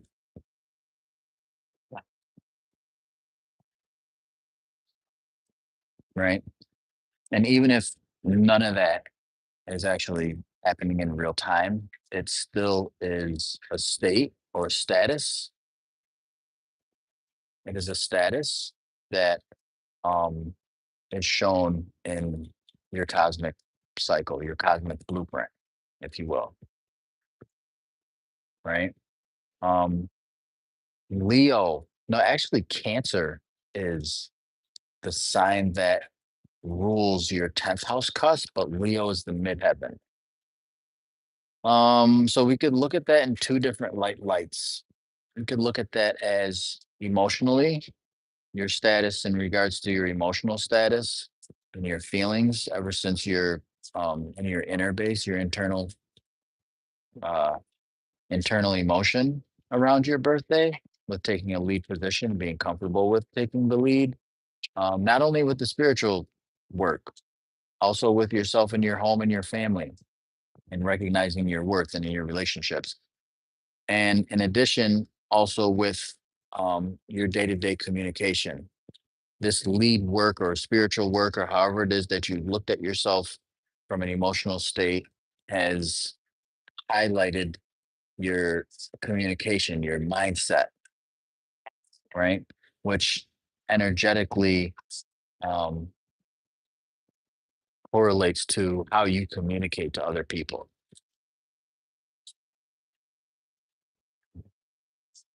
in your day to day, your daily practices. Okay. Um, it's interesting because this full moon that we have here in Leo and this stellium in Aquarius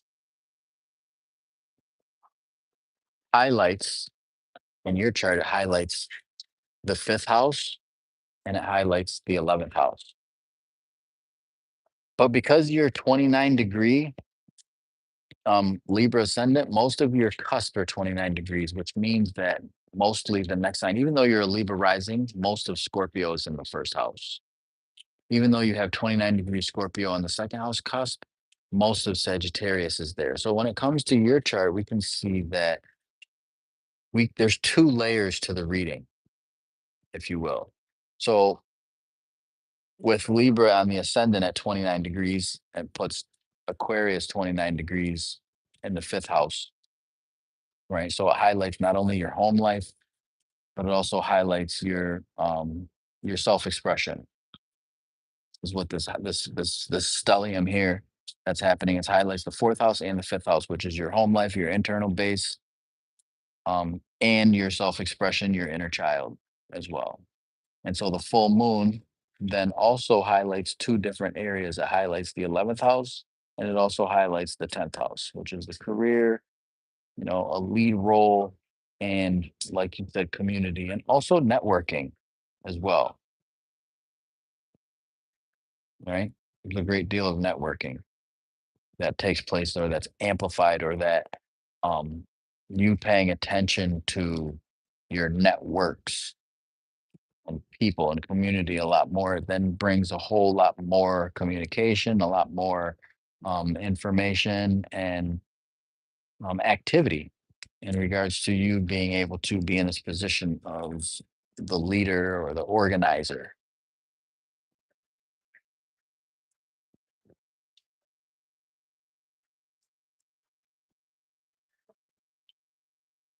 Um,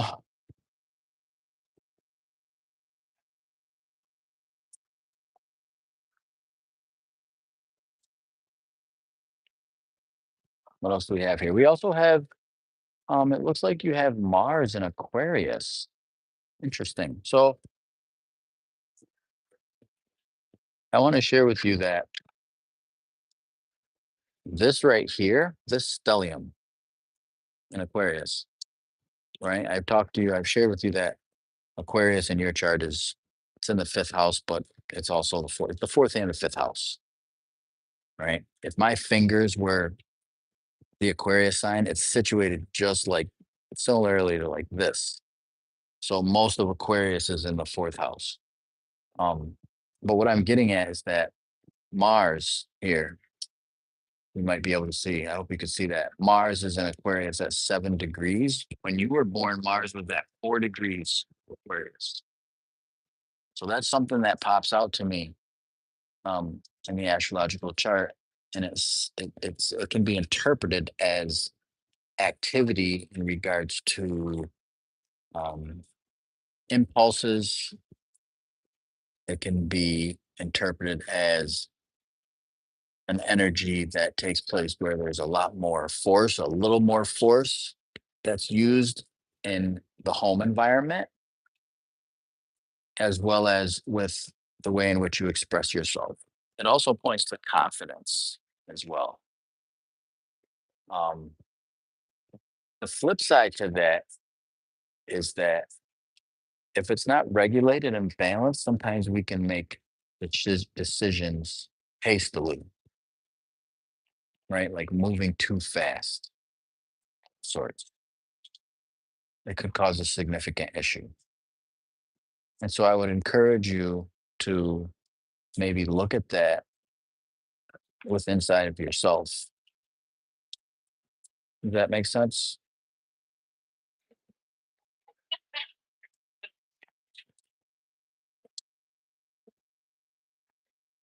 Because impulse and drive, doing things fast and doing things with motivation is wonderful. And I think that over the course of the past week or so, you would notice an increase in your energy and your ability to get a lot of work done. Patience and motivation. That's interesting. It's challenging to be patient and motivated,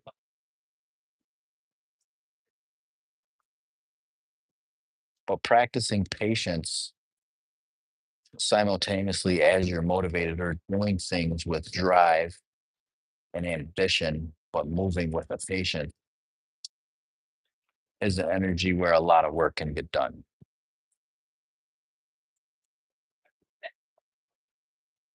But I'm sharing with you that be mindful, because sometimes we can get ahead of ourselves or get to moving so fast where we make minor mistakes or we forget certain things because we're moving with such momentum.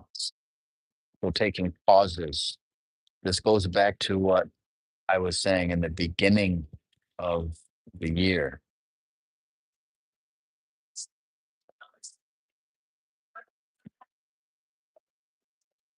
with being self-regulated and regulating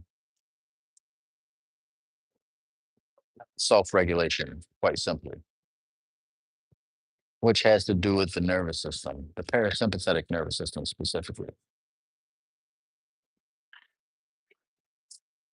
What does 4 degrees to 7 degrees mean?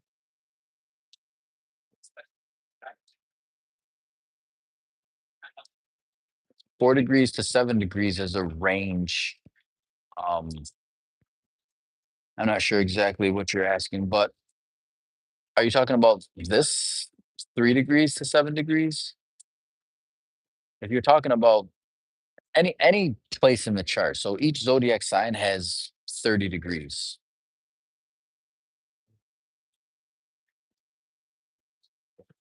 Let me answer one question at a time. You want to scratch that question? Let me share this with you. So 4 degrees to 7 degrees is basically the a range of degrees that each one of the zodiac signs have. Each zodiac sign has 30 degrees, and 4 to 7 is just a range, and it denotes the beginning of the sign.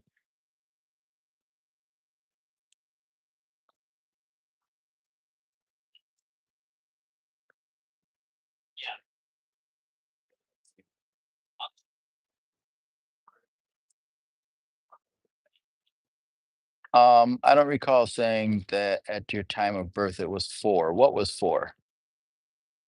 4 degrees. I'm not sure.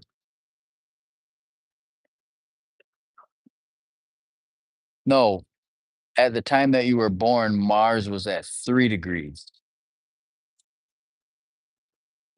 I'm pointing here because this is where Aquarius is, and Mars right now is at 7 degrees. But when you were born, this symbol Mars was at 3 degrees. I might have said 4 degrees because it's at 3 degrees and 25 arc minutes, which is basically 3.5, which is on its way to 4 degrees. And it just denotes the earlier degree of Aquarius. And it makes it more new, it makes it more fresh, it makes it more to do with an individual who has a drive for knowledge and a drive for truth, right? Mars sometimes can be defensive. So, like, if you feel that someone is not being truthful, then you might flare up, possibly. And so that's why I share with you be mindful because with Mars around or revisiting Mars, again, you might want to make sure that you take your time, you know, so you don't flare up on someone who doesn't deserve it, or you get outside of yourself where you injure yourself. Even if it's not physically, it could be mentally, or you injure yourself. I injure myself when I express an anger to someone who doesn't deserve it, and I spend an hour. I have now injured myself because I lost an hour. Time is valuable. My time is valuable. So if I spend an hour on energizing and defending a truth with someone who, with self regulation and with a calm energy, I can recognize that they're not really worth sharing all that energy. I could either injure myself or I could save it. So be mindful about that. Um, Late degrees are more, I would say, I look at it and interpret it as wiser. It's not like the earlier degrees is not a wise person, but because it's more experienced with that same energy, it's more evolved. So the latter degrees are more evolved energy where someone has a little bit more know-how of that energy. So with your rising sign being 29 degrees Libra, right? Essentially, it can be interpreted as you have a little bit more wisdom with Libra, so maybe perhaps you're not as passive per se.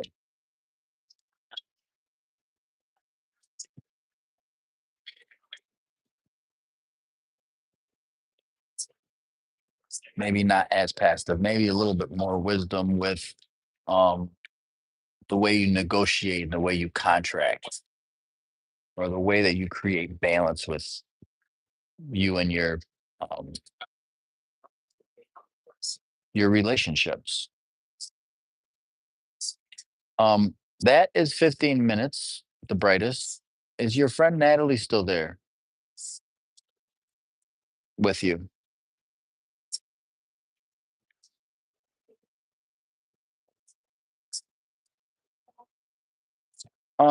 I've shared with you the major transits that I had for you. What I'm sharing with these interpretations, um, the major ones are the fifth house, the fourth house, and the fifth house with the sun, with the transiting sun over the course of the next um 18 days, right?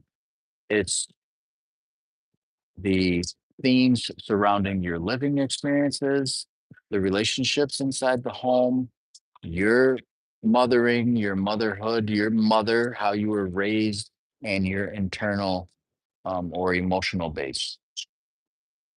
This is what's highlighted. And I also shared with you how if my fingers were the zodiac sign of Aquarius, Aquarius sits in your chart like this. So really most of Aquarius is in the fourth house, and that's why I interpret the fourth house. But also you also have a highlight of a creative expression, which is the fifth house and inner child work and joy and entertainment. And this full moon, this is the transit of the stellium in Aquarius in your fourth and fifth house, and the full moon in your 10th and the 11th house, with you taking lead roles and the lead position in your community action and engagement with networking as well. And in addition to that, I shared with you this transit here with Mars and Aquarius. When you're having what it's called a Mars return. So Mars has gone all the way around and came back to where it was when you were born, right? And I shared with you to be mindful of impulse and aggression in your living circumstances with the people that you live with, and take your time because you don't want to spend too much energy on debating or arguing with someone when you could have used that valuable time somewhere else in your life.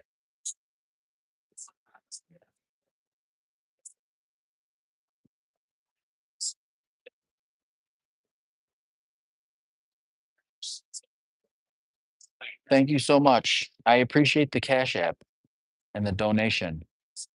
Subscribe and um join the Discord. Natalie's right there. Wonderful. Natalie, you're up. Thank you so much for your patience. This is going to be the last um, one that I do for today because there's a need to charge my devices.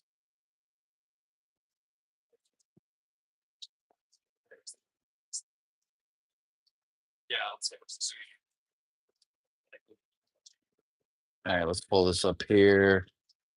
Ba-da-ba.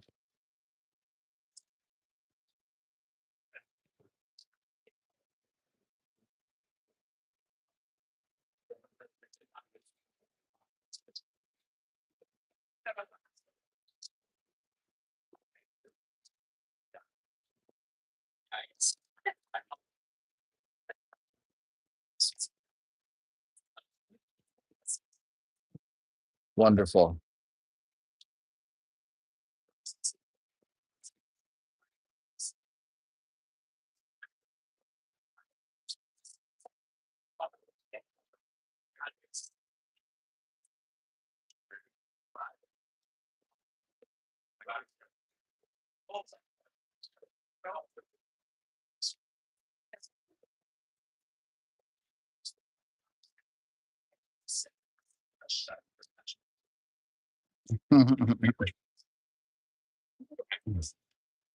All right, putting your birth information in here now.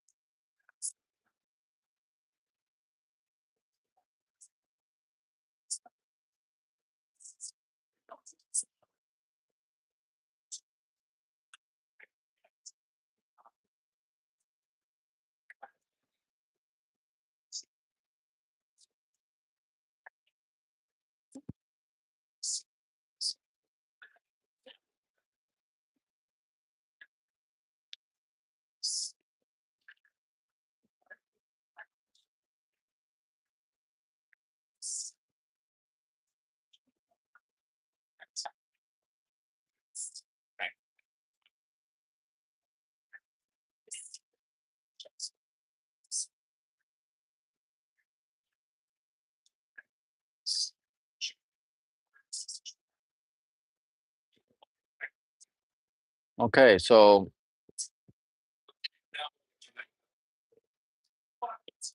uh, is that not? Oh, I spelled it wrong. Florida. Okay, got you. Okay, so I have here, correct me if I'm wrong, the sun in Libra, the moon in Aries, and a Sagittarius rising. Is that you?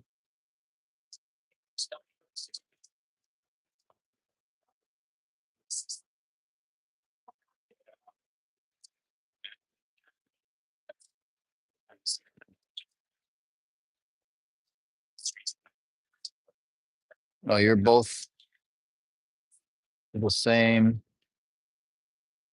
age, but you are in different cycles.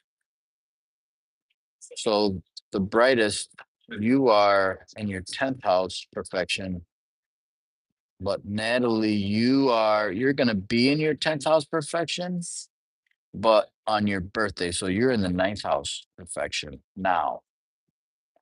You're in the ninth house perfection, and we're gonna explain that in a moment. And you'll be in the 10th house perfection once your birthday comes later this month in 2026. Let me set this timer. All right, bow. So the ninth house, I hope you were listening, maybe, maybe not, to what I was sharing with the brightest. But the 10th house places a person in lead roles, lead positions.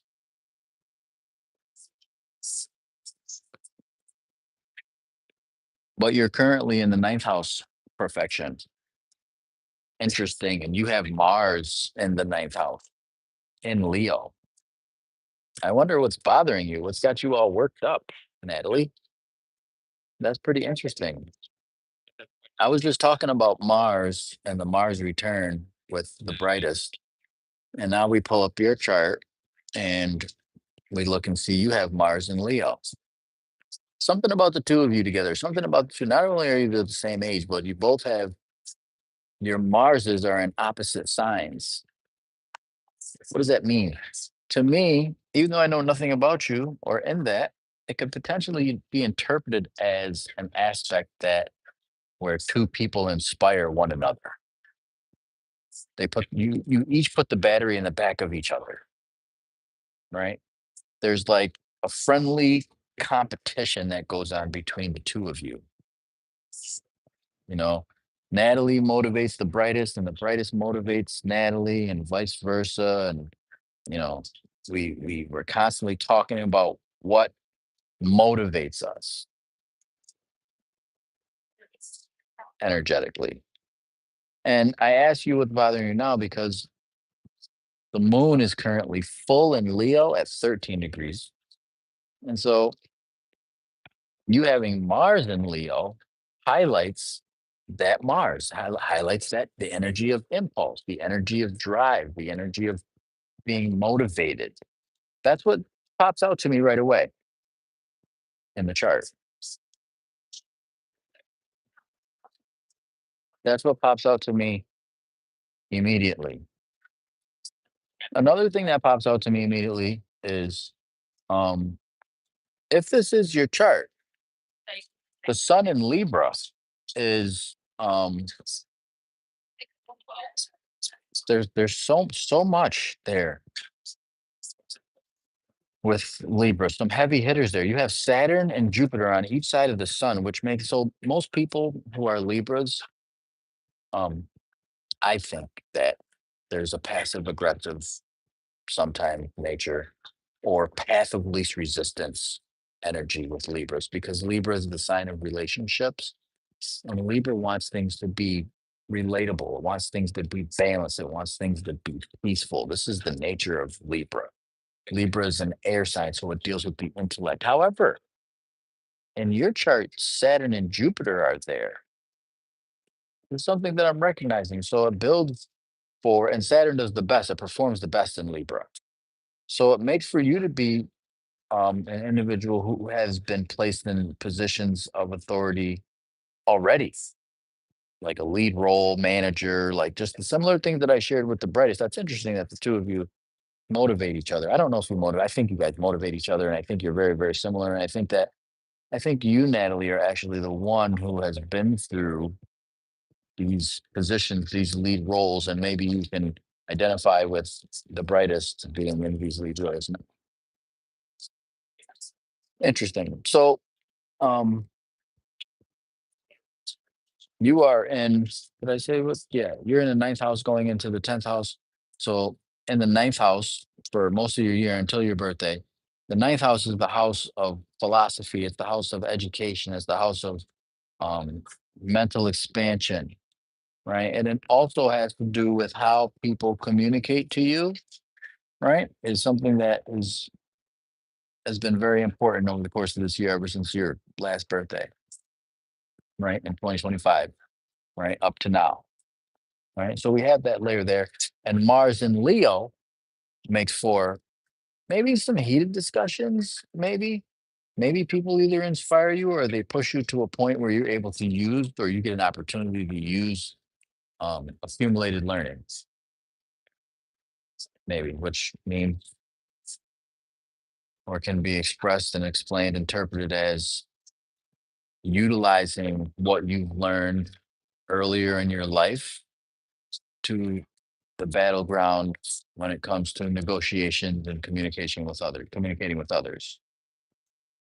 There's that. And the moon in Leo kind of highlights that now. So maybe this month is a highlighted month for that. This stellium in Aquarius, I'm calling a stellium when you see all these symbols. This is the same symbol as this, is this, is this, is this. They're all these the same symbols. It's showing you that these planets or these symbols are in the same zodiac sign.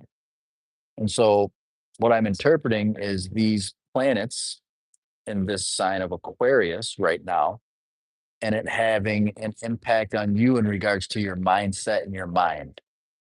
So the way you think, the way you communicate, there's a drive for freedom. And there's also a drive to be unique and different in your communicative forms, like new ways to communicate with others. Is that tracking so far?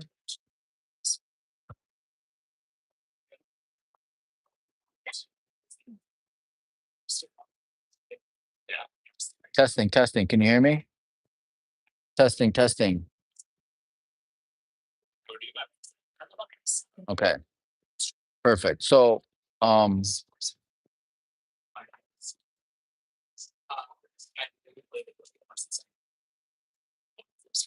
yes, thank you for letting me know that you can hear me too, Cree Moon and the brightest. Appreciate that, Natalie. Um, so that's basically what we have here for you. The biggest thing that's sticking out for me is this Mars in Leo and the full moon in Leo. Um, don't let, or it may benefit you to not attach so much to what other people say.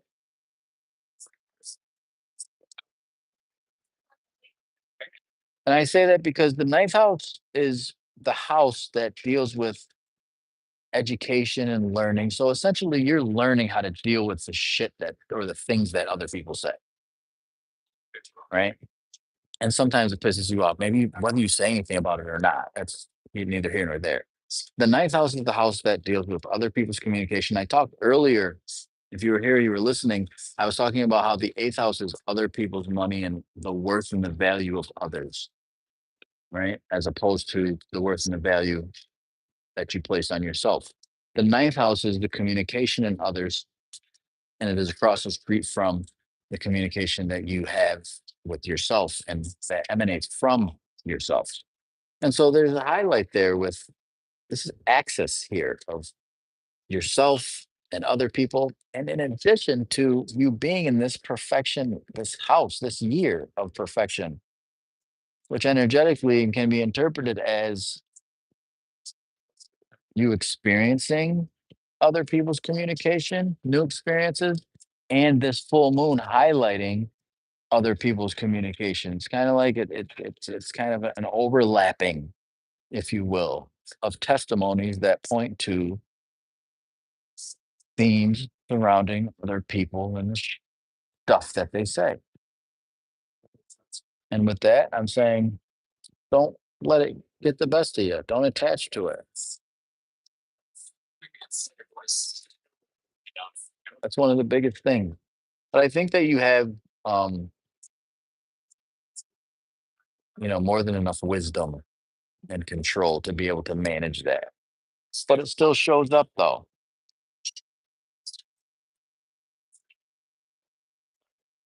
Are you being tormented in spiritual warfare? I don't know whether to say tormented.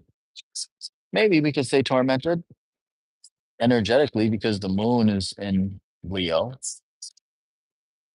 and your Mars is situated in Leo. So maybe there's a little bit of torment. But I think that it's more of an energy to reflect on, to not allow it to move you from your objectives. Whether it be spiritual tormentation or whether it be tormentation tormented from the verbal conversation or the verbal scenarios that you're placed in with a neighbor, either or, right? The bottom line is that utilizing these cosmic cycles as a tool for empowerment, with the moon being full in Leo, right? And it highlighting, it brings a light, it shines a little light on Mars, a planet of impulse, of saying, hey, reflect on what's pissing you off. Don't let it deter you, right? Because it's interesting how in your chart, it's in the full moon is occurring in the house of other people's communication. But this stellium here in Aquarius, which is a stellium which deals with knowledge and truth, which is what you hold, right? You're in possession of this knowledge and this knowing of the truth and knowing who you are. But the phase in the cycle is acknowledging how other people speak. Don't attach to it.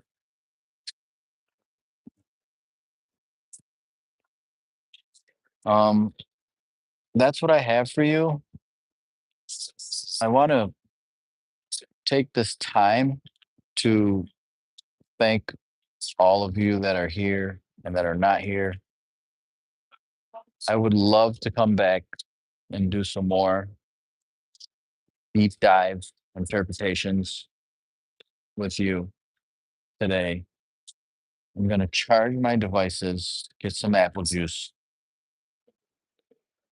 But if not, I will see you in the next video. And thank all of you. Be sure to donate if you'd like to for the causes here, keeping this channel alive, and become a part of the Discord, which is located in my profile. Check those things out. There's a slew of videos that you can check out, shorts that I have. We get better with each and every live. Thank you so much.